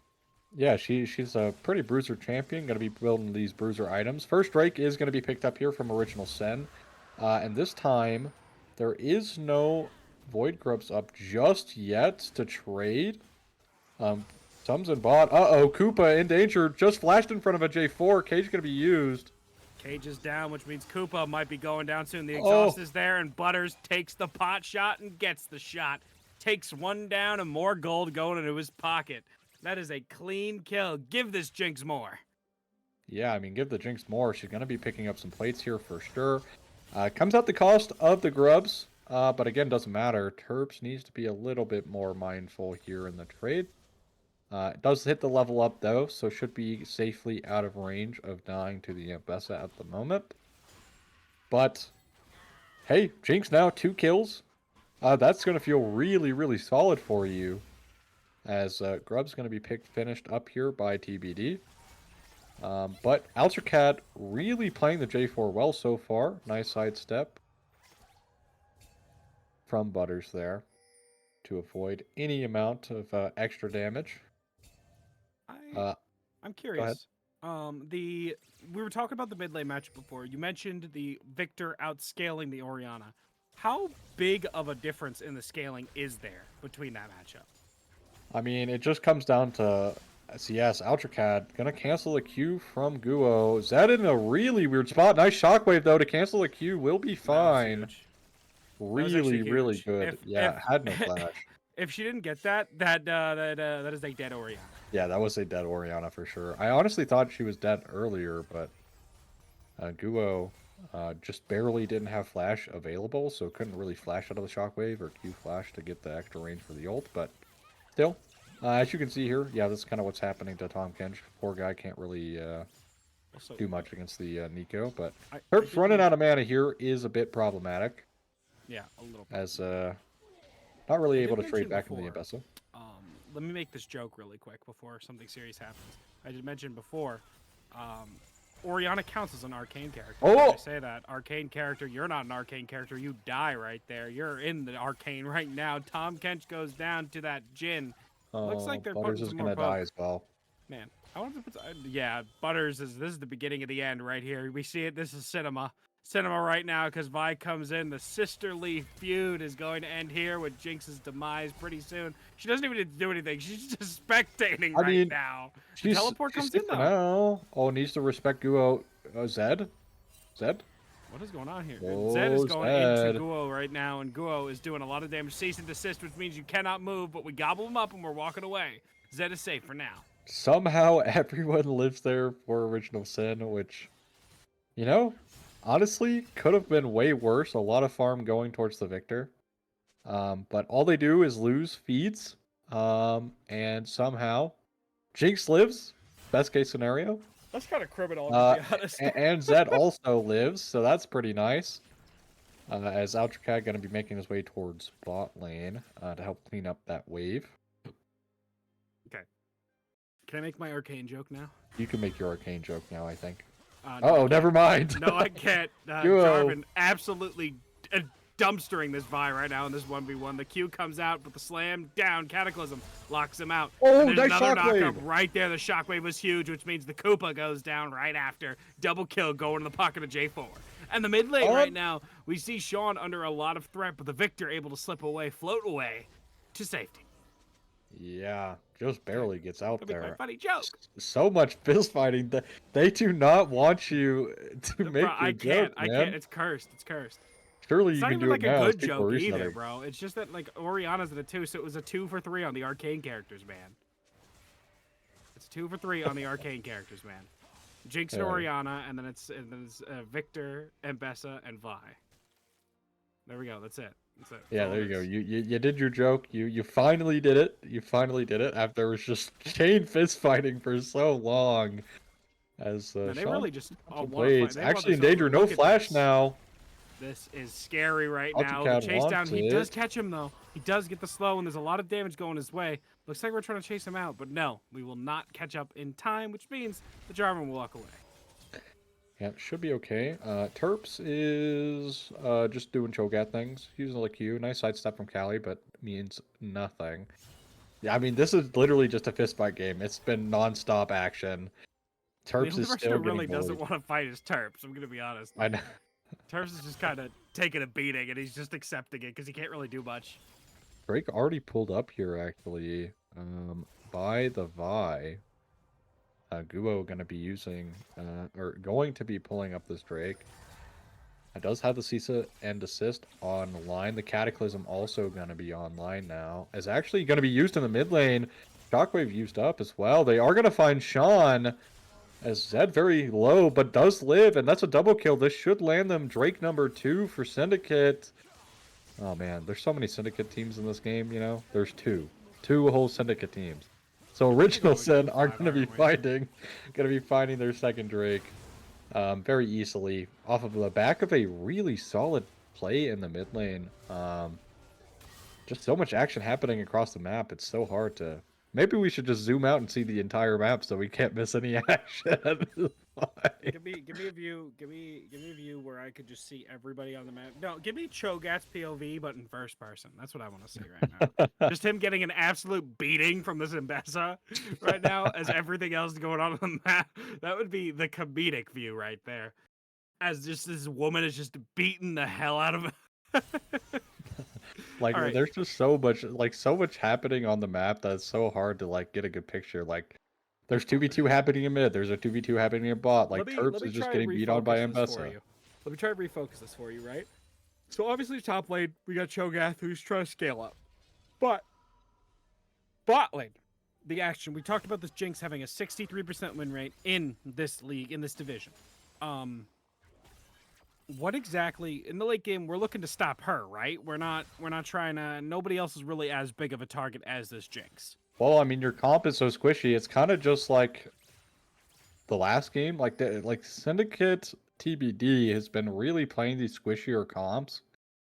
So lack of DPS from original SYN isn't really necessarily a problem. Like Zed can just one-shot half of their team, right? Like, only takes 2 item Orianna and they're one-shot. So, also going to be building, has an NLR, so curious to see what that's going to be. He's going to miss from 17, so no poke there just yet. But, yeah, overall, like, I don't know. Like, I kind of fear for Syndicate TBD, because their team comp is so squishy. This Orianna's 2-0. This Jinx is 2-0.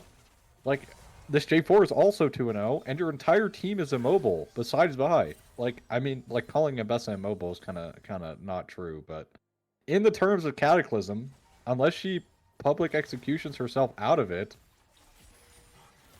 she's stuck in there. So, speaking of stuck, Tom Kench just taking an absolute wailing right there from all the CC that went his way. Jeez.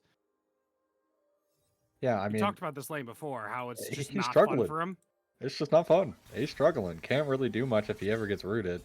It's not like he can ever go in, because they're always, like, Nico should always have E for it. But Altracad gonna be making his way down here. Koopa has flash. The Nico also having flash. So should be nothing. But they have some vision control. Down here in this bot side. Terp's still kind of struggling a little bit in this matchup, which is, I suppose, to be expected. But still, just scaling up, doing things. Is now larger than the Mbessa, at least.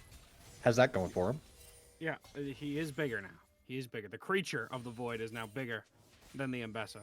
Looks like the Rift Herald is going to be what's picked up here by the Vi. And I'm looking right now. We see some leads have formed, right? In the jungle specifically. There's about a level, maybe a level and a half lead. Is that something that's like particularly concerning for you? Or is that not, that's not anything major just yet? It's really not necessarily a problem. It is a Vi. She's 0-2-0. J4 has participated in all kills, has been invading quite a bit now as well. It's also caught quite a bit of XP from lanes, so that's kind of where the difference is being made. But this Herald that was started by TBD actually is going to be started now by Original Syndicate after they dropped it. They're going to full commit here. A lot of damage going into the way of this Ambessa, but she doesn't look like she's taking too much until now. Tom Kench is in with that dive, with the slow down, but Zed picks up the kill for himself. And that Rift Herald goes into the pocket of the J4. J4 picks up the Rift, and they pick up the kill topside, which is very, very nice. Personally, would have liked to have seen Terps eat that one.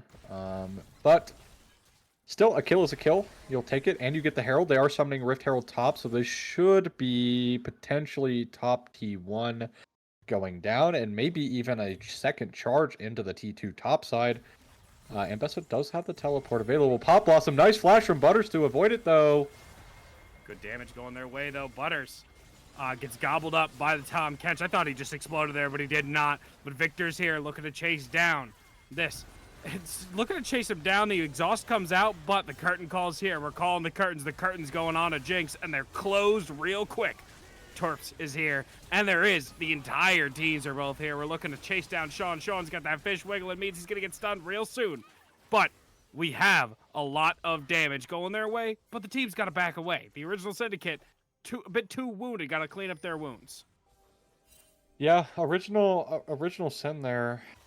Jinx dies, right? Wasn't really able to find that big wombo. And hey, Syndicate TBD play their comp pretty decently there.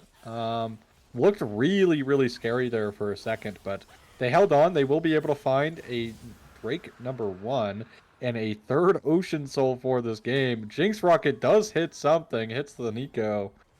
But TBD showing they might be down, but they're not out. Do pick up that Drake, as I mentioned, will be, again, the Ocean Soul.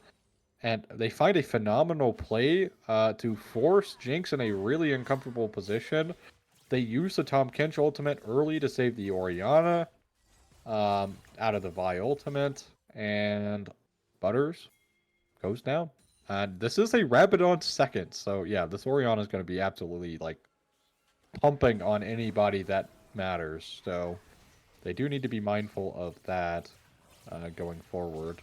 If you are TBD, need to be a bit more mindful of the Orianna damage with that Rabadons. But yeah, solid team fight from TBD. Finds a nice little concession. As Terps now got a long way to run back, but Alchkag gonna be here to stop that one from going any further. Atacon, kind of the next objective to be fought over, unless we're waiting another 3 minutes and 45 seconds here in one now.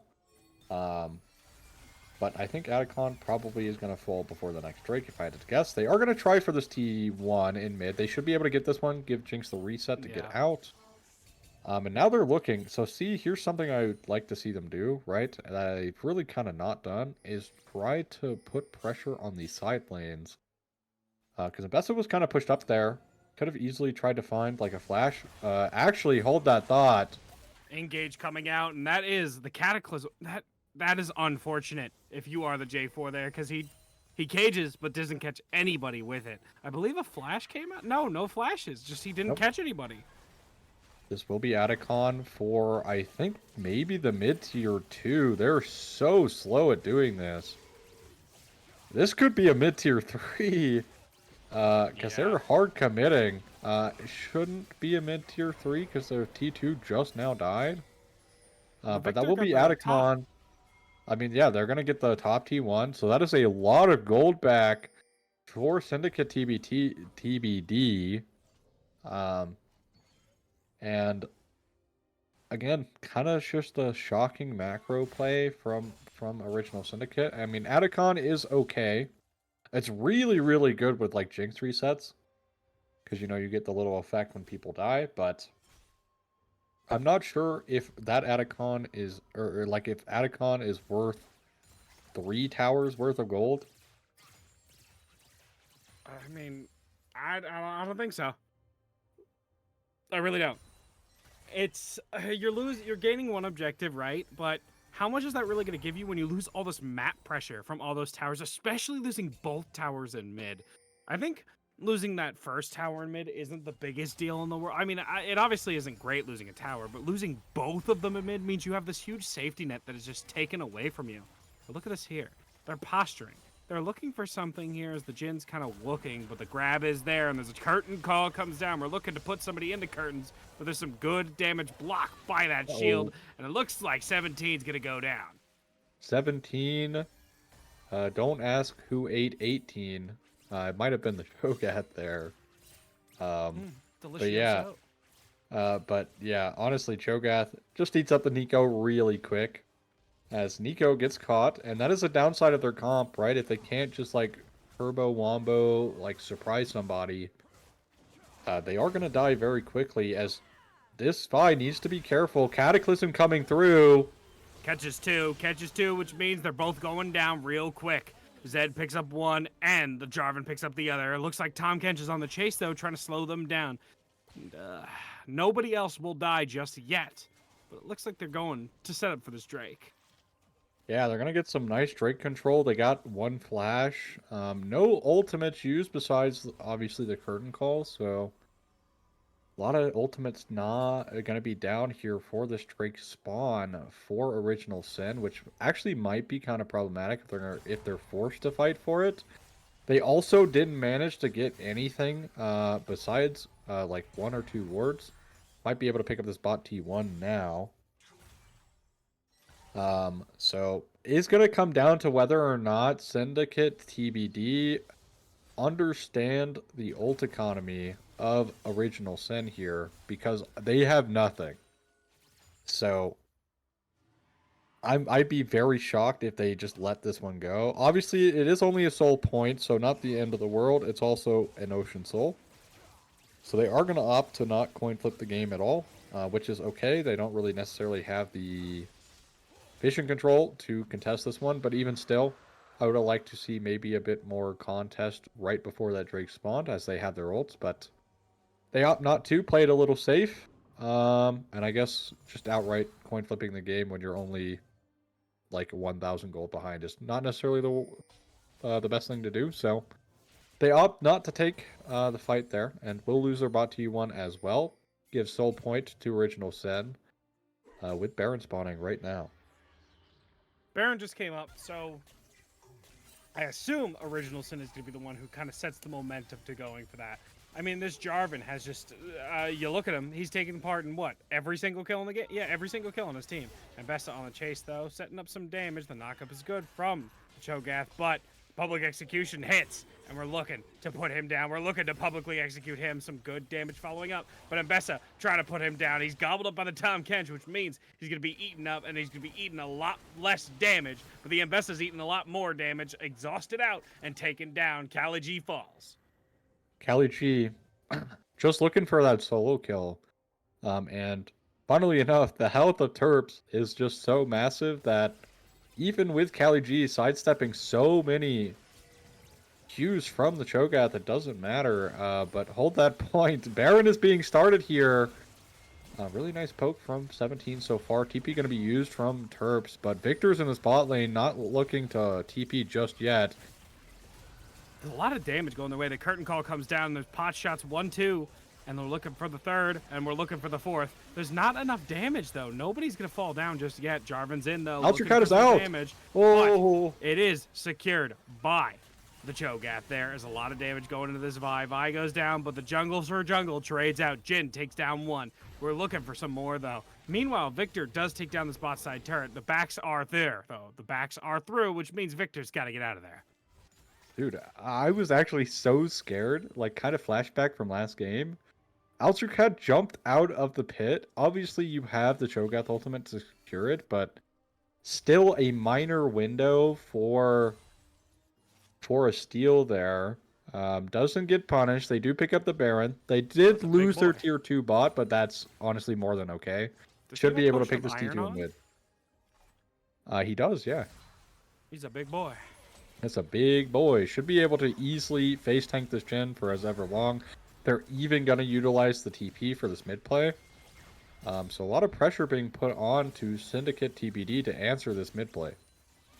Right now, it's a lot of pressure to answer it, but it's so difficult to. How exactly do you answer this absolute titan of a unit right now? That is this Cho'Gath. I can't believe he bought a potion of iron this early, but maybe I'm just not a knower.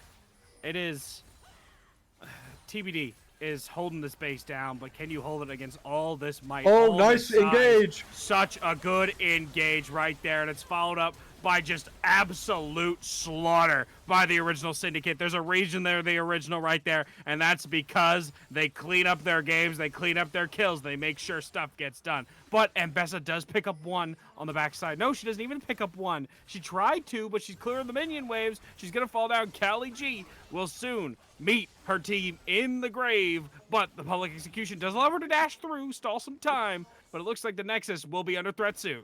How silly is that Mbessa champ? She literally took them halfway down to, like, she took them to the, like, in between mid tier 1 and mid tier 2, and then turned it completely back around, but Notchka needs to be careful. They should be able to end the game here with Jinx resets. Curtain call going to be used, but this should just be game. Butters locking it down, and they pick up game number 4. We're going to game number 5, baby. Original SYN take this one. A little shaky at the start, but they get it done. And hey, that comp from TBD came back to really bite them. This J4 had so much impact across the map. Perhaps a bit of a sleeping on the amount of damage, the amount of utility this J4 had, because of the amount, maybe how late it's getting for some of these people. We're going to late night for this game 5, because soon we're going to have to see which Syndicate takes it. Is it going to be the OG Syndicate, which will dominant to a point in this game? That J4 really set the momentum. But we'll see which Syndicate can take it after another quick break before this game 5. Actually, before we go to that, Austin, I do want to ask you something. Yeah, go ahead. Is there another like jungler that can do what J4 does that we could just put them on and just OG Syndicate wins it out? I mean, I don't know. Like, kind of the stars aligned here for J4. Like, very, like, kind of got a really solid Cataclysm. But they drafted that into, like, they accepted that when they. Yeah, I know. That's the thing. Like, the stars aligned for J4 because TBD were happy to let the stars align, I guess. So I'm not sure if there's an answer about whether or not there's another jungler. I would maybe see, like, something they could have done maybe in the Kha'Zix game is play Viego instead. Pairs very well with the Lissandra. Has that great, like, stopping power. Like, look at the damage number. Yeah, Bessa is just beating on Cho'Gath this entire game or what? Yeah, that is wild, by the way. Literally unfair. Subtract like 20,000 of that. I'd take 10k maybe. 10,000 away. And also, like, look at like how little blue side did damage, right? The enemy team was so squishy, they ended up killing them before doing any actual damage in the match. I mean, yeah. But now we are going to be thrown to the break. I don't have any more questions for you. The only question we have is who is going to take this set in this, in the set between the two syndicates, the rivaling syndicates, the TBD or the OG. We will see after another quick break. See you real soon.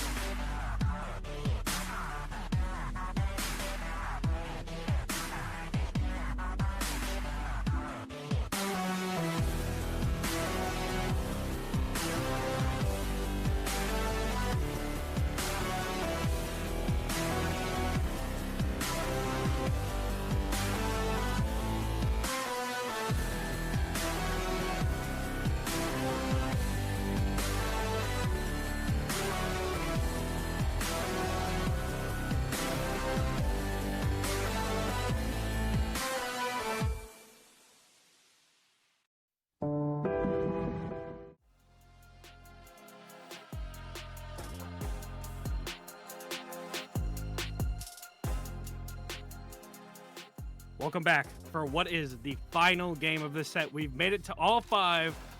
Not a Valve game, joined by Aussie here, and this is the Syndicate showdown of generations here. Syndicate TBD versus Syndicate OG. And this time around, we had a J4 run a game. Yeah, we had a J4 run a game, and funnily enough, there was finally a side swap. And it did actually end up working for original SYN. They actually worked wonderfully. Off the back of that J4 started things off early, got them ahead, ganked bot lane, and then also prevented the Cho'Gath from dying by counter ganking topside as well. That's also a very big thing. Didn't pick up any kills there, but it didn't matter. Prevented Cho'Gath from, being in a weird spot. So overall, UltraCAD went sicko mode that game, I would say. As yeah, honestly, so far, I really want to see Butters have a pop-off game, though. I think Butters has been kind of quiet so far in the series, but the stats say that Butters is a pop-off player, can have those really impactful moments. So I really want to see Butters lock in for this last game, play really, really well. I'm not saying the Jinx was bad last game either. I think he played the Jinx fine. Didn't get caught out, which is the biggest thing, right? Got caught out that one time, which is what the only like real play that TBD won handedly. And then it really wasn't even that big of a win. Um, so, and for TBD, they just need to get back into the roots of how they started off the series. Play the early game well. Get vision control. Get map control. Have a better draft than the one you had last game. Yeah, All of those things.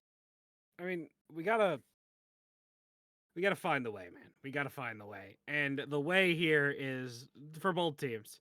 We gotta clean it up. It's been back and forth games. I mean, game 1, game 2, game 3. They've just been trading back and forth. So if the pattern repeats, TBD will be winning this one. But on a serious note, the grouping, and it seems like original or OG has like fixed their main issues.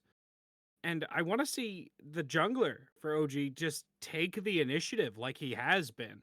That last game, I think it was his best game. Like that last game, granted it was the dream Jarvan scenario. Um, it was set up for him. It was good, right? But take the initiative, give him a champ that allows him to do exactly that. Be the one to start it. Be the one to get ready as we go into draft. Yeah, I want to see that. Yeah, definitely. Well, I want to see more on these bruiser style champs, right? Reminder, it is a BO5 that is fearless, so 40 champs gone. No bans are going to be available for this game as well, so you're going to see a lot of no bans going through there, so no reason to be confused. But yeah, 40 champs gone. Another 10 going to be picked up here. So I'm excited to see what this BO5, like what the culmination of this 5-game series is going to lead us to in this 5th game. Just a bunch of Yumi's going to be banned through here to save some time. I doubt Yumi is being played in this game, although, you know, Fairy Yumi might be possible, so we'll get into that as time happens. But I think I agree with you. I really want to see Altracat on these like more initiative junglers, but maybe not something like the Sejuani or the Nautilus. I want to see him on something that has a lot of dueling power, something like the Zinzao, or like something similar to a J4, but obviously J4 and Vi are out, so maybe the Zinzao now with no bans. But Mordekaiser gonna be locked in here for TBD. It's been getting banned the entire series. Wondering what Syndicate or Original Sin are gonna pick up here for themselves. Tristana. It is. The Mordekaiser, is it just because of how dominant he is in the top lane that he was getting banned away, or is it specifically because Callie is nuts on this pick? The Nefiri also is picked in. That's a character I'm not too, versed in. I want to hear about that as well, but I want to know about the Mordekaiser first. I mean, this Mordekaiser pick, I imagine, is just Callie being really, really good on it. Nocturne going to be locked in here for Guo. Really kind of locks down and locks out this Fury from doing Nefiri things in team fights due to the paranoia. Nefiri, to touch on that a little bit, Xayah going to be picked up here. No Rakan available. But Nefiri got reworked a little bit back now to where she's a jungler. Very good offensive jungler. Plays more like a bruiser. Her ult and W are switched places now, except her W gives her some like iframes, and then her ult is like the dash. So has a lot of pick potential and kill power with this Ahri, if the Ahri can land a charm. So that will be there. Corki has already been played here, so that's why we're banning Corki. No reason to worry about that one. So no Corki available. Also 80 carries picked up here. I'm curious what they're going to pair with this Xayah. I don't know. Alistar's still left on the table. You have some Enchanter opportunities here if you'd like. I wonder what they're going to also pick with this Tristana. It's going to actually be the Alistar, so curious what they're gonna play with this Saya now, because no Alistar, no Leona, no Nautilus.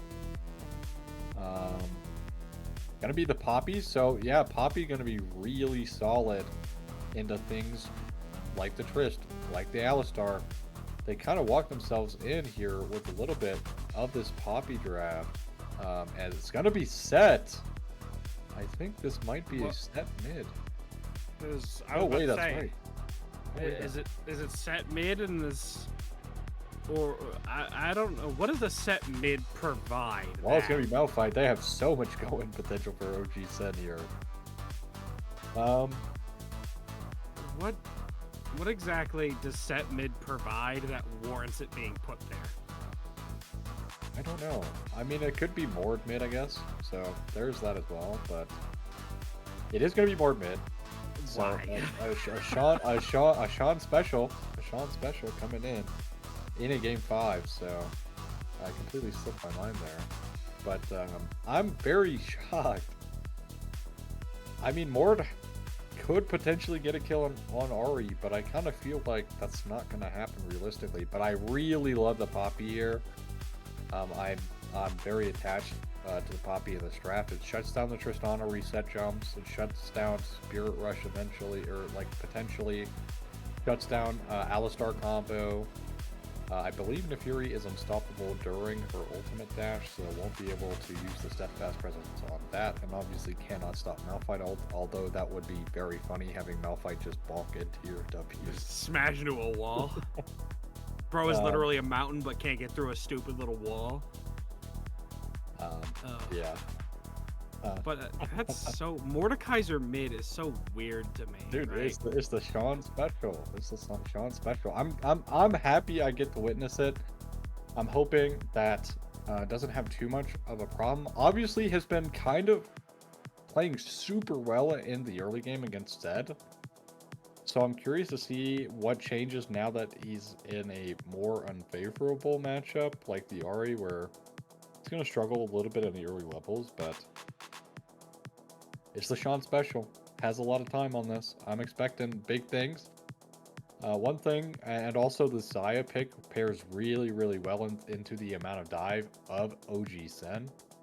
Like, it's just so good, right? You can dodge the Charm, you can dodge the Nefuri ult, you can dodge the Alistar combo, you can dodge the Malphite, and we are going to be loading up onto the Rift here for game number 5 of this best of 5 series between the Syndicate Civil War of Syndicate TBD versus Original Sin. And there's some action here, as we saw there. A little bit. We got a little spoiled there, but we'll catch back up. We'll be using the Ari skin there. Okay, look now. The action, it's here. A little bit of a poke back, this Nefiri. Getting a bit aggressive, but the ward plays down. Ari throws some poke back into Sean, but Sean walking away real quick. Nothing too crazy. Now, this Nefiri, right? We talked about it a little bit. I still... the matchup between her and Nocturne, it seemed to be like an instant lock almost. As soon as the Nefiri was locked in, Nocturne was just the immediate pick. Is it just a favorable matchup, or what's the deal with that? I mean, again, like as I touched on in draft, Paranoia prevents Nefuri from using the ultimate, like it's point and click, so you have to be able to see the target. Paranoia lessens the vision. I also think Paranoia is really, really good into these like super engaged teams that need to be really coordinated on their engage, because if they can't see where to engage, they might mess up their engage. Hot take.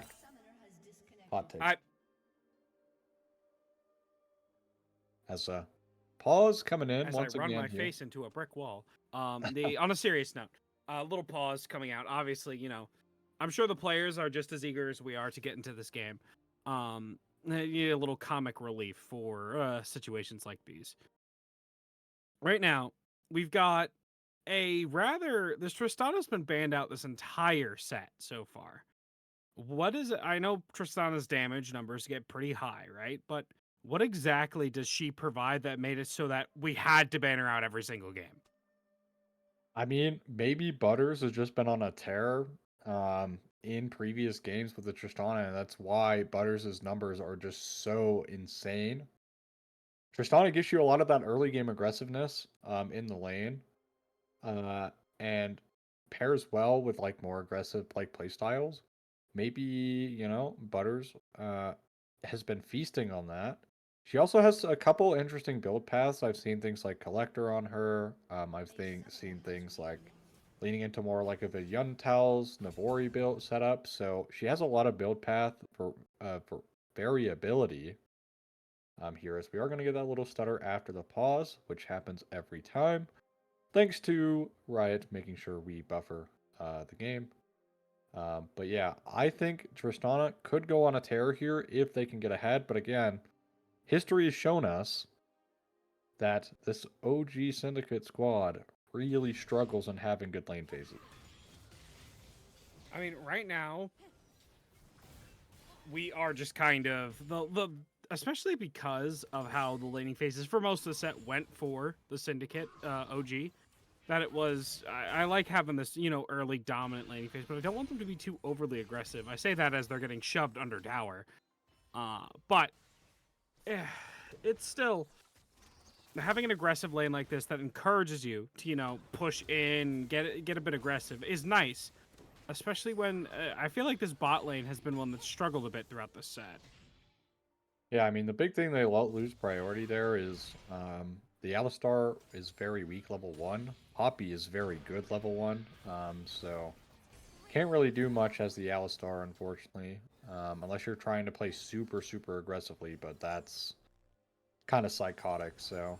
but yeah, something I think OG Sen has really struggled with has been, like, maintaining HP in lanes. Like, we saw it in mid so far in the series. We've seen it in bot lane in the series, where McFeeds died very early on. You know, we've seen it in Butters needing to blow summoner spells early, so my hope for them in this game is to manage that a little better, as they might lose Cannon. They do not, so no Cannon miss there. But Nefiri already cleaning up here, both junglers pathing towards the same side. Once again, and a lot of focus from both of these teams on trying to path towards bot. Once again, in this game that we've seen so far in the series, especially around this contest, in this bot lane, around this bot lane scuttle, which is very crazy to me. Usually you don't see this much, like, presence around a scuttle crab, but very important, as Zed gonna get E'd there. Does dodge the Q, though. So we'll be alright. But there should right be a now, scuffle on this top scuttle, to be honest. I was about to say they're posturing towards this top scuttle. And it looks like they are kind of dancing back and forth. You see this Nocturne throwing a bit of damage as another pause comes out. I'm not upset Huge about pause. it. Don't worry. Yeah, huge Don't worry. pause here. I'm not upset. I'm not upset. Check him PC. Check him PC right now. No, okay. Is it just you know, we're pressing shift a bunch and we got sticky key comes up? Like, I don't know what's going on here. So this fight here at the scuttle might open up the game. I'm not sure. Also, look at Sean CS real quick. Okay, so 2 DCs happening here. That wasn't on my bingo card. That was not on my bingo card. So lots of DCs so far in the series. Hopefully everybody can connect as soon as possible here, so we can get back into this Game 5 action. I really, really hope that Sean keeps farming this way, because he's farming quite well in this matchup so far. Up 7 CS. The Malphite lane has evened out a little bit. Was kind of down like 7 CS, I think, at the start of the lane. So is up, or is even now. As potentially what we're looking for here is this top lane Scuttle Crab skirmish. As they're positioning for it. There is a lot of positioning for it. And to mention more CS differences, this Tristana is actually down 7 CS herself. Hopefully that'll get mitigated, as Alistar is level 3 now, so should be able to match that a little bit better. Both supports opted to go Exhaust. I really like Exhaust from TBD here. Really stops a lot of the, like, super high burst engage they have from doing as much damage. So I'm a big fan of the Exhaust from 17. I mean, right now, where do you want these junglers to? We talk about it almost every game. We've talked about this every game, but where do you want these junglers to make plays, right? It is a, Malphite in the top lane, so are you killing that? I mean, you got this aggressive bot lane, which you could try to play around, but how aggressive? It is, what are we looking for here? Well, I mean, both junglers. Nefiri, more of a level 6 jungler. Nocturne speaks for himself, more so a level 6 jungler than anything else. So they do have that in their toolkit that they're going to be going for first, I would imagine, before we see any major action happen. Um, so I think here that there's a world where we might actually see some action a little bit earlier than that, especially maybe from the Nocturne. Maybe try to cheese out a gank before Nefiri hits 6. And with how much priority they have bot lane right now, if they can get the Tristana or maybe even the Alistar low enough, they can very easily dive with Poppy. Poppy is a very easy to dive with champion. And we haven't really been seeing a lot of early game dives like that just like come out of either of these teams. So that could be potentially something that's brewing up. And with how difficult it's been for original SYN to play their early games and manage their HP, that could be a very real scenario. I mean, right now, right, we are waiting for this, pause to come out. So I do believe we're going to throw it to a quick break while we wait for this pause to finish up. Some players having some connection issues. So we will be back when we do get back into the game. So don't go anywhere. We'll be back with this game fun.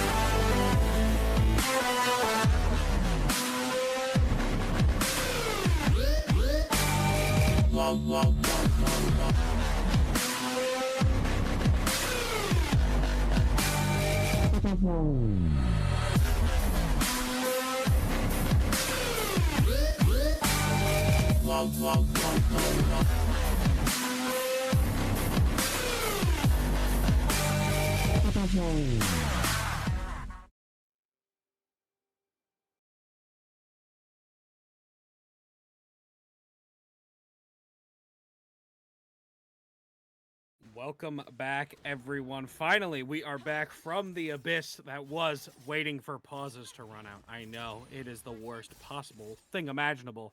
Anyway, we were discussing the junglers, right? The junglers, where they want to go, where they want to fight. And could we reiterate that point? Because I mentioned the Malphite. You don't really want to gank a Malphite top. Because look at this. He's walking in front of a whole minion wave and taking all this set damage. It doesn't matter.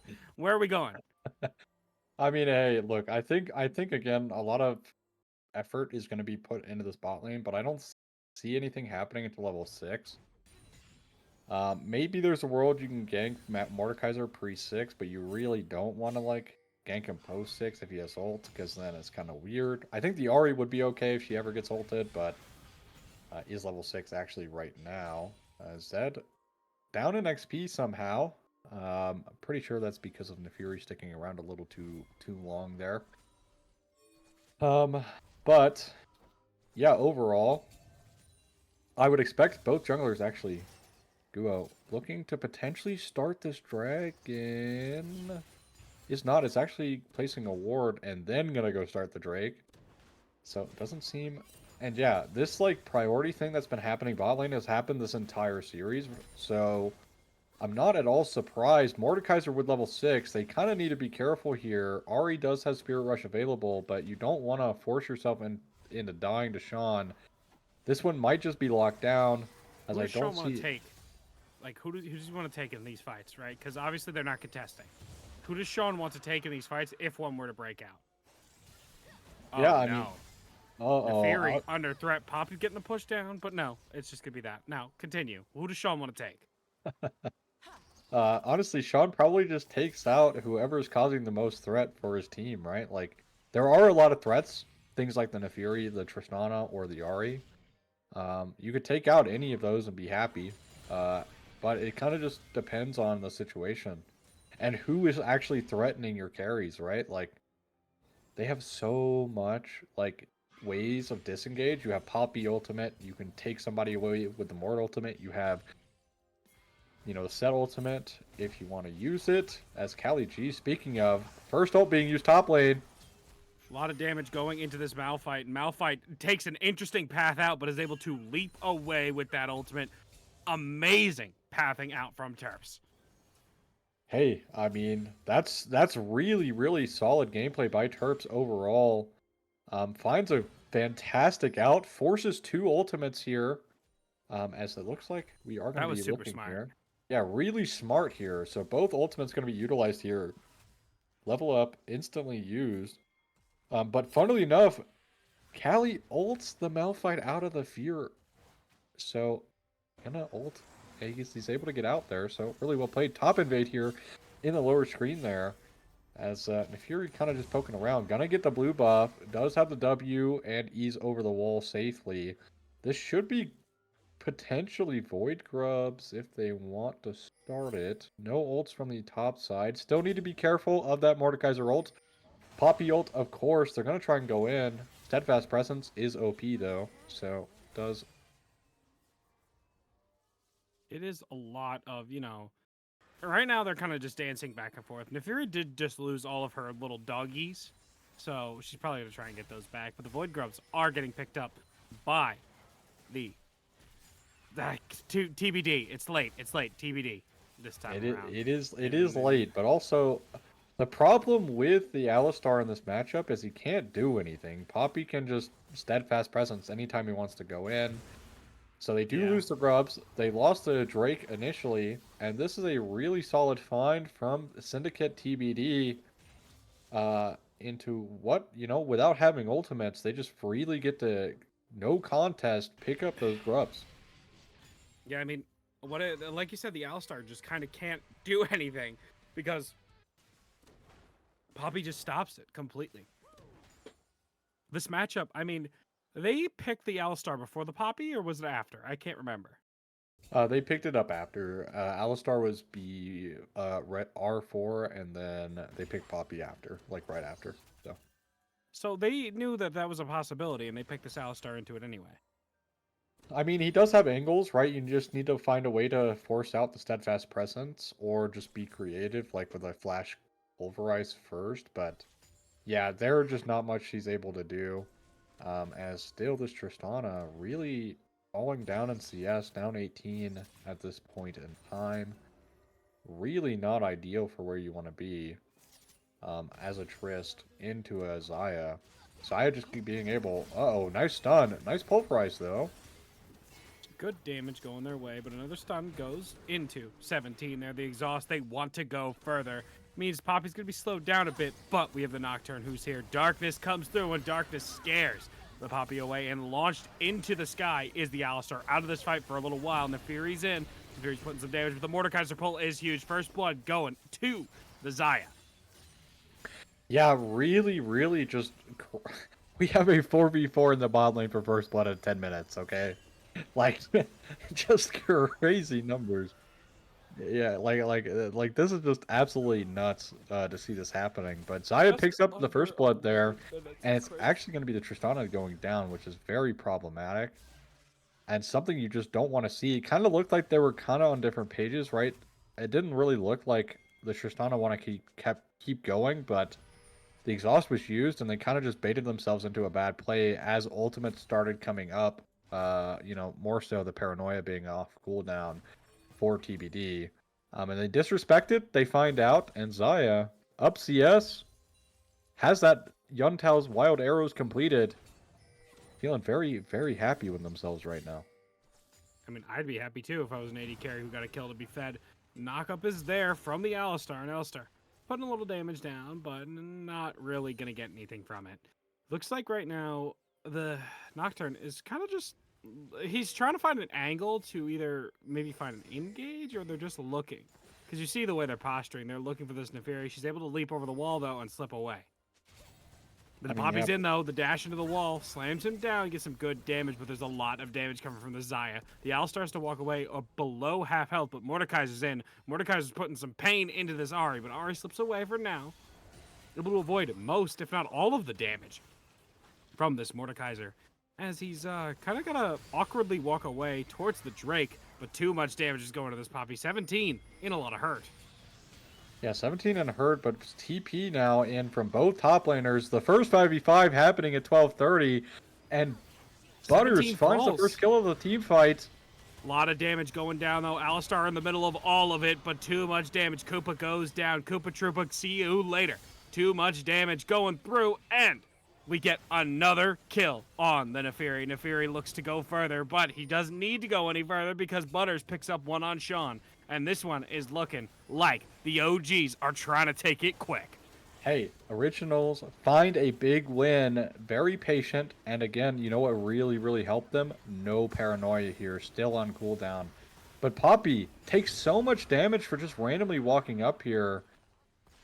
Just a bit of a head scratch play. But doesn't really matter too much. But then Butters leaps on top of 17 at the bottom of the play. Finds the reset to get out. Zed doing quite a bit of damage to Guo there in the pit. And then a nice headbutt pulverized combo on 2. Koopa just going to go down so quickly there. Sean buys himself some time with the Death Realm. But ultimately doesn't matter. Guo's fate is sealed. And the Death Realm is more like a realm of death for himself there as soon as he gets out. Unfortunately for Sean. But OG's fighting back. I mean, they don't want it to just, be, they're not giving up, right? I wouldn't be giving up either, especially now that we've gone to nearly midnight, or not nearly midnight, after midnight, going to 1 a.m. soon, right? This game, I'm not trying to give up at any point. This is this is top 16, I believe? Yeah, top 16. So we're trying to win this one. We're getting up to the winners, man. We're trying to win. And OG has kind of spun this around from game one. I feel like they're a completely different team from what they were before. The Alistar's getting aggressive, though, looking to knock up the Xayah. Xayah's putting some damage in return, a lot of damage in return. The Redoot comes down, but he's able to slip away. Little bit of, a little below half, but he seems fine. Yeah, I really wished here that Alistar just kind of roamed out of the lane, 'cause it's not really that great for him. Maybe try to make a play on like the... Well, Mord has ult now, so can't really look there, but maybe when his ult is down at some point, you look to rotate there, but not much to be done. And is, again, McFeeds. Something I think, if OG do go through they win this game, speaking of, I'll just drop that thought. Drop the thought, indeed, because we drop a lot of damage onto the jungle here. Nocturne trying to drop everything and run, but he can't. It's a lot of damage, and we look at this Ahri coming in. She's nearsighted, but she sees the Nocturne near, and Zed takes down the Nocturne. He's near death, and he becomes dead right there. Ahri securing that kill for herself.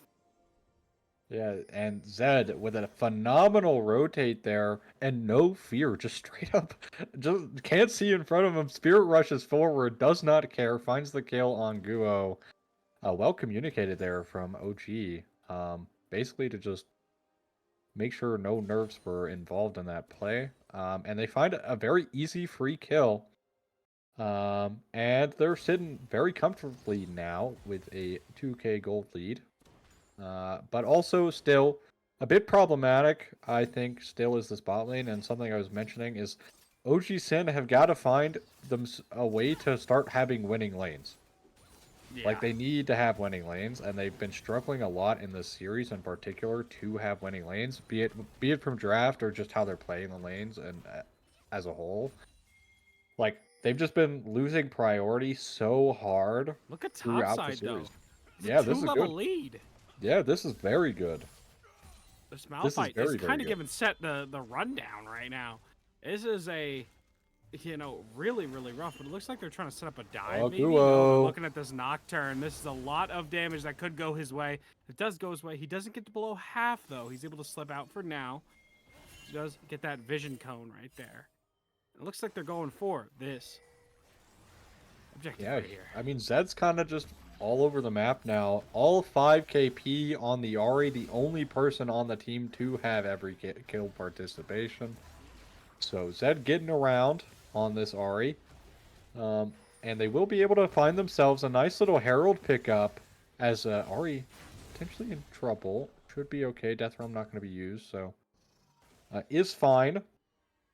They might lose their bot T1 for this, and again, something that OG SYN has been struggling with, on top of them having such losing lanes, is losing first tower so often in the series. Ahri now needing flash away. Looks like the flash isn't going to be enough because she gets shut down right there. The Nocturne coming in, drinking up those nightmares real quick, but Nefiri returns back, and the Poppy's there just in time to block that dash. Alright, I stand corrected. You can Steadfast Presence the Nefiri ultimate. That was her ultimate.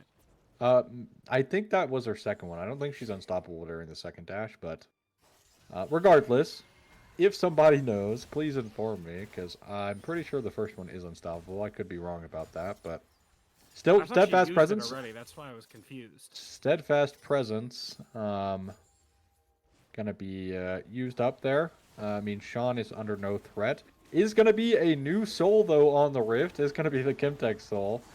But they are losing another tier 1 for this Drake. And as I was mentioning, they have got to stop dropping so many side lane, like so many towers, as ultimate goes in. Oh, the block, though, is really good from the Poppy there to stop Tristana from going forward. But we got a lot of damage going into the Xayah, and the charge down. We hit her with a literal car. Oh my goodness, we take her down. We literally hit her with a car, and then you hit her with the broken tower with it too. Oh no, a series of unfortunate events just occurred. Bro just ran her over. That's actually so tragic. But here, still the fight is going. Look at this. The fight is still God going. is just dead. Mordekaiser is supposed to be the god of death. Just gets. Oh my god! The Poppy just launched 3 people into the stratosphere. I'm trying to make a connecting like line there, and then Poppy literally just yeets 3 people into the stratosphere, man. Yo, look at this car. Yeah, Look at look at this! this Look at car. this! Look at this car Look at this car. move, This is man. This is just this is so criminal, guys. Like we're bro. even zoomed Mr. in. Highway's looking at the end right here, Look and at the this. end is right into the Zaya's dome. Bang! That's so tragic. The 17 saves himself here with a nice little Poppy ultimate. Gonna use that one up. A little bit farther than this. Yeah. They're gonna walk up to clear this Herald. Look at this! Look They at try this to bail Poppy out Sean ultimate here. play. Yeah, Sean literally can't even ult because he just CC'd forever. Poppy goes a little bit too far, but nice little ultimate usage here. It's 3. And they just go flying back. But yeah, solid play from OG Sen.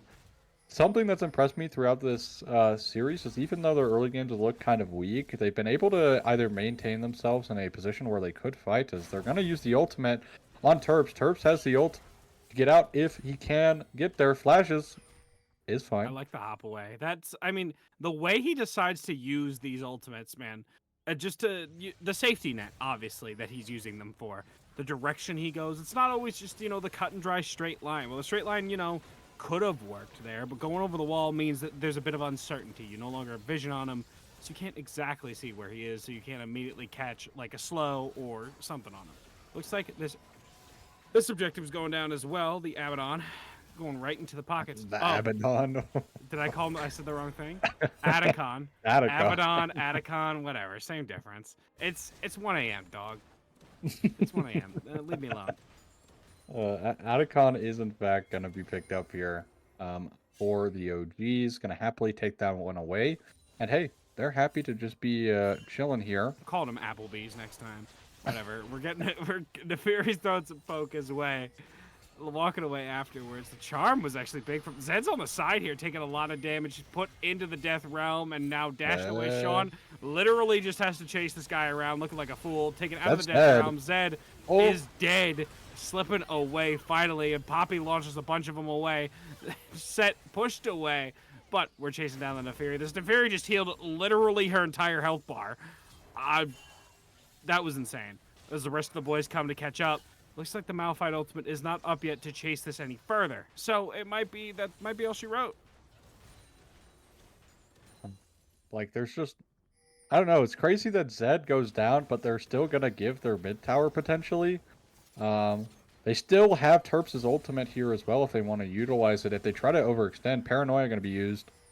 It is gonna be used here. And now we are chasing down the Neferi. The Malphite ultimate comes out and we get some damage in, but Neferi goes down. We're looking to finish off this Nocturne, but we can't. We're kept away, and the damage is too much.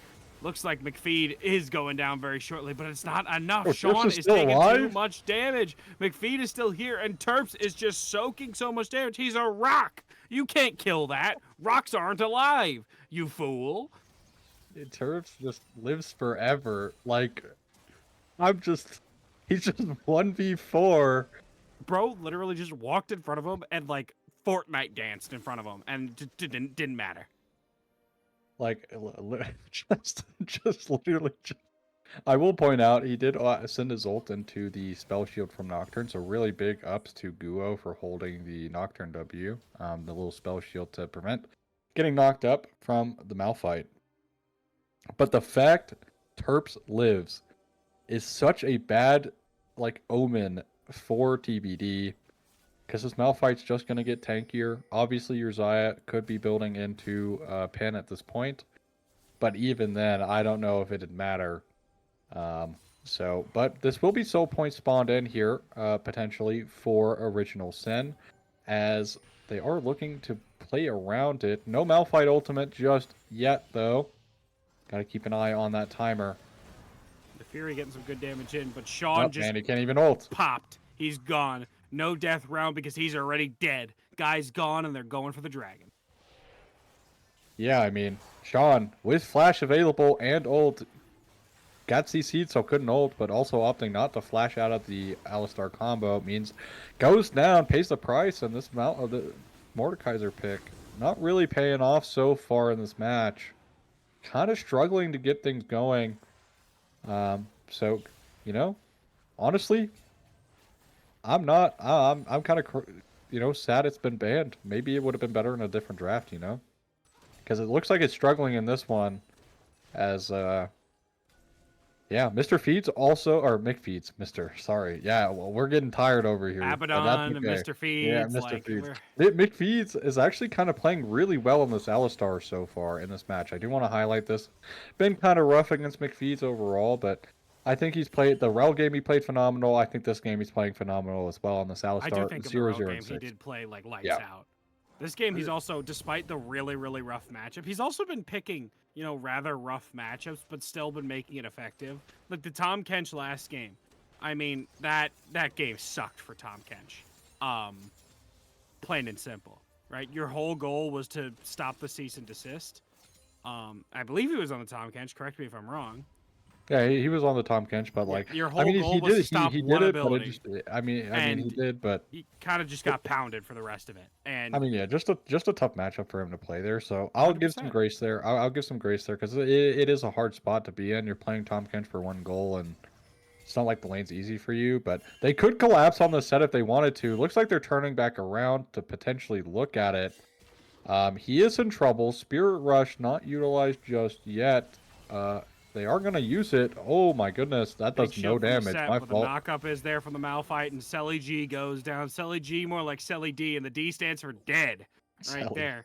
And that is, man, that hurts. Yeah, I mean, they're going to lose their top T1. I'm surprised this Baron wasn't even potentially started, but a little scared. Nice W usage from Altracad. As Paranoia going to be used, Blue Trinket onto Altracad. They're looking right here. There's a lot of damage going into the boys in blue, but the boys in blue are taking a bit too much more. We see him go in the Neferi taking the exhaust. Means there's a lot. But Sean in the backside on Butters means he takes down Butters, squashing that Yordle down. And the Poppy will fall right after 2Z. McFeeds having to run away, having to make a runaway real quick, but Sean falls down. And Neferi has, by the way, been living this entire time. We'll take down the Nocturne before she falls herself, and we'll be perfectly fine to be able to heal up off these camps. It was a 1-4-3 there, and it looks like Baron could be a possible. Well, their carry is down, so not too sure.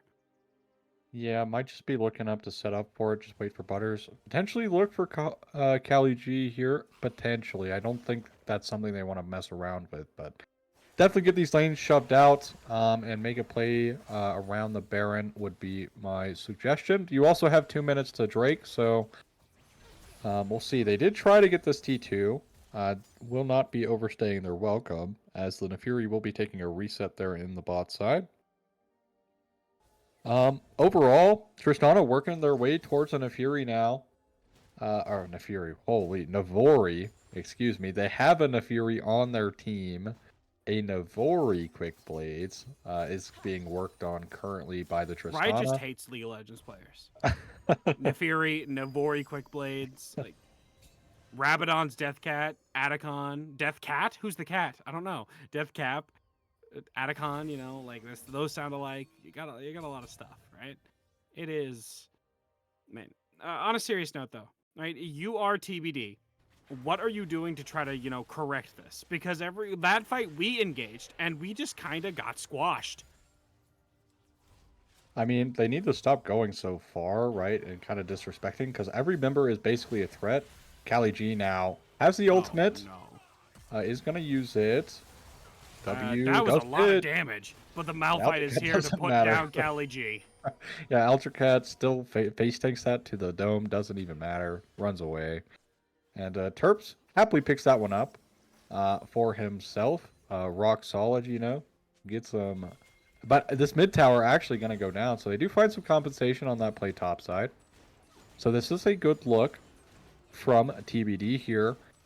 They need to try and get some potential vision control back in this bot side. McFeed's actually in trouble. McFeed's in a lot of danger here. A lot of damage going his way. The Nocturne comes in, and they're looking at Neferi, but Neferi's able to slip away. Nobody falls down just yet. There's dogs flying in the air because they go into like 18 different directions. But it looks like nobody's fallen down just yet. You see Neferi, it's pretty much full health, looking to take another fight. Some good damage going into Sean, but Sean takes down all those dogs as they walk towards him. McFeed, you don't have ultimate. Look at this wraparound from McFeeds here. They're Oh. looking for some damage here. This Ari's looking for an in, but the Ari can't find one just yet. The rest of the boys are forced away from the Syndicate TBD, and they're posturing. Look at this Mordekaiser. He's kind of trying to lead the charge, but at the same time, he's not like built to do that Whoa. exactly. This Nocturne under a Oh, lot he of just threat. I say a dies. lot of threat. He just gets popped and locked down. Nefiri on the chase onto Kali G, but Kali G has to slip away. Alistair finally goes down, and we will find the Nefiri. That is really unfortunate, but Zed able to slip away. We're chasing down the Butters Falls. All right. I thought he was going to be able to slip away, but no. Malphite is just splitting in top lane, getting this top T2. This will prevent Soul from getting picked up. Or the inhib? The inhib? Yeah, not the he's hitting the inhib right now. Not sure if he's going to get it. Switch? He's taking forever. Can we switch to it? He does not get it? Question? I mean, he'll get it eventually. Now, whether or not he lives, uses the ult to get out, so we'll be able to walk that one away. So they lose a team fight there because he wasn't there. But they do pick up that top inhib, which honestly, if you really think about it, kind of not that worth. Because Baron is the only objective left up on the map, and that's top side, so really not going to hurt him too bad. But still, it is an inhib. So, also to point out, Malphite did not have the teleport available for that team fight as it happened, so he just opted to stay topside. So, but that was a really, really nice win for TBD there. They're now only 3k gold, 3.5k gold down, so still within the realm of possibility, especially if they're going to keep like Malphite not doing Malphite things in team fights. Could potentially be a way back in for TBD, is punishing that. I mean, right now, we have to, if we are OG, Malphite needs to show up to these team fights. I mean, there is zero reason that he should be split pushing right now. Which, I get that you're trying to get lane pressure right now, but as soon as these fights break out, I need you TP in here, brother. Like, we need to be TP'd here, and we need to look to fight. Because Malphite's been so core to... Dude was standing in front of 3-4 people and just living. Back to split push Malphite gaming. With a potion of iron? We will not be getting this tower. We'll be walking this one away. Zaya does have that Lord Dominic's Regards picked up. Navori finished for the Tristana now. So both AD carries going to be swinging in these fights. Now, whether or not Zaya is going to be swinging on the Malphite is to be determined. What is Ari going next? This looks like Ari is going to be going. Actually, they turn off the lights. Sean is going to get caught out here potentially. Sean is cooked here. He gets put down by Butters, but there's a lot of damage returning back. Butters is on the run. God, Butters is getting damage. melted by that ignite. Oh! He will live. Koopa takes down the Nefiri. McFeeds falls right after, and we're feeding on their bones real quick. Baron on the table. They are they just keep throwing their bodies. Why is Malphite fighting bot? That's what I'm saying. Like, they keep fighting without such a big, frontline advantage for them. And he's getting held up here at this bot T2. Like, it's not like he's going to be able to get this T2 while Set is there. Going to finally go hit the tower now. He should be able to get this at any point. Is scared of the tower. So, we're not going to get it on this wave. But, like the big yeah, split push Malphite is not working out. Zaya is now doing a lot of damage. 6-2 and 2 on the Zaya. They're trying so hard. Just to stand in front of 80 damage dealers? Yeah, if you can just stand on top of Zaya, what is she gonna do to your front line like Armstrong or your back line? Yeah, but just standing here, that's exactly what you're doing, right? And right now he's just standing in front of Set and doing absolutely nothing of value. I mean, I know that's toxic that I said that, but realistically, what are you doing down here that amplifies your team fight? Right? You need to be. Let's say that's SYN. This is completely different, but this is Malphite. Your whole goal is to just sit in front of 80 carries, man.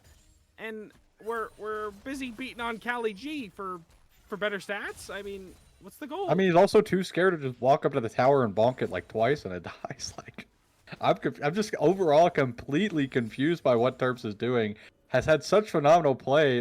Look at this. Now he's not afraid of the tower. Throughout the set he's had incredible play. Nefiri is here to try to clean up this kill on the set, but we slam her down. We do get taken down, though. So, the spot tower. Listen, the Malphite will come to us, we'll come to him. Yeah, well, that's fine. I mean, that is a viable strategy, you know, especially in solo queue games. If your split pusher or it's like something pivotal to your team is not going to play with you, you go play with it. Just try to keep up his CS per minute. That's what he's But doing. but yeah, obviously, I really do think like Original Sin are in a good spot to win. It's just this Malphite needs to be with the team. Like Xayah cannot do Xayah things if Malphite is just dancing in front of her, just like hitting the Malphite dance, you know? Bro But literally unfortunately, just pushes Q and stands in front of oh, they're Xayah looking and on a just- collapse though. Ooh, they're posturing. They're waiting Look at for this it. I top don't wave think as they well. can. It's looking now. They're trying to finally get in, and this is the Oh! Malphite fight we've been looking for. The Malphite damage, the Malphite pain. Tristana gets herself a double kill. Malphite on the chase now, and we look. Oh look, Xayah didn't do anything because Malphite stood on top of her. Zed takes him down, and that is a triple is kill game, going I to the pocket think. of Tristana, and that means the set may finally be over. The only thing standing between the OG and this victory is Cali G. So we have to see if Cali can do it. I don't think he can, but we'll see if miracles can be done. Miracles have been made, and it may be a miracle that he has to create. A lot of damage going his way. He's soaking too much. The shield is big. The damage is big, but there's too much going into him. He falls down, and that means the OGs are going to take it over the TBDs. And that is the Syndicate OGs taking it. They bring it back from the very brink of death. If they lost that game too, right? Zed on the Swain, keeping his team alive in that game, makes them go to at least 4, right? Yeah. And they pop off. Original Sin. Every single person on this roster had their moments. Terps, I think, overall, struggled a lot in the series. But thankfully, they're going to be able to keep going. You know, they have another week, so going to be able to work out and smooth those creases. Split push Malphite left a bit to be desired, I will admit. Yeah, the thing was, he played that game so well until he just started split pushing his Malphite. It was so, he was literally playing like a perfect game until he just decided he wanted to split push.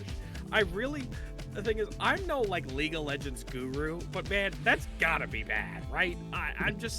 I'm trying to be nice here, but that's just like, I mean, your whole goal is to sit there and soak damage and prevent the Xayah from playing the game. And as soon as the second he did that, they literally won the match. Yep.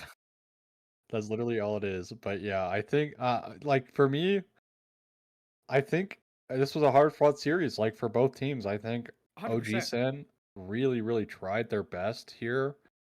The thing is I worry as they get into the playoffs that they're just not going to be able to hold out against some of the better teams, right? Their early games they just lack so much presence around the map in the early to mid stages of the game, where unless it's like kind of handed to them or they're already starting off strong, that they really struggle. Like, right, we saw the Tristana Alistar struggle a lot in lane. They consistently lost their first tower. Basically the first tower almost every single game in the series. And that is something that better teams are going to be able to punish a lot harder. So I think they need to really reach in the bag during their scrims or during their VOD review and try to work out every problem they have in the early game to give them the best chance to win. I think that this set in particular is going to be a really good one to look at, because you could see exactly what they did right and what they did wrong. I mean, there's clear-cut answers to those questions that you can note down. You can put a little sticky note on the corner of your monitor or write it down in a notebook like 20 times so you remember it, because you know exactly what I need to fix right there. Let's not split push on Malphite, right? I did really good on Jarvan that game. Let's see if I can find some more engaged junglers where I could set the fight, right? I could set it up. Or we need to stop losing this this early game so hard in the bot lane. Let's see what we could do to beat that out. Maybe we need to just get some more time in. Maybe we need to get some more reps in, right? We got to figure out the solutions to these problems so we can start playing against, you know, the heavy hitters. Yeah, I mean, also like said, really phenomenal performances coming out of lane phase, but in lane phase also needs to clean it up a bit. Um, just dying a little too often in the lane. Again, really solid performances throughout the series, like throughout the entire series. Um, but you can also have your avoidable deaths be avoidable, right? Like you can avoid dying. Like especially like the biggest thing that like came out to me was the Lysandra E, like level 3 or 4, Yeah, and just dying to a gang. Like that was that the one biggest one was that stuck out to me, you and that's essentially something you can avoid. you literally dashed in front of their tower. But that's a he was trying to get aggressive, and I mean I understand what the goal was there, but it was just too much risk, and you got punished for it. But you know what? You live, you learn, you move on from sets like these because it's the long ones that you could take the most out of them. But it's taken a lot out of both of us too, and the Yep. projection is taking a lot of out. And we are going to be closing it out this time. We appreciate the Syndicate for calling us over here to cover this game, this wonderful set for you all here tonight. And I hope you all have a great night. I've been Not a Valve Game, joined by Aussie and our wonderful production here. Again, hope you have a great night. Good night, everyone.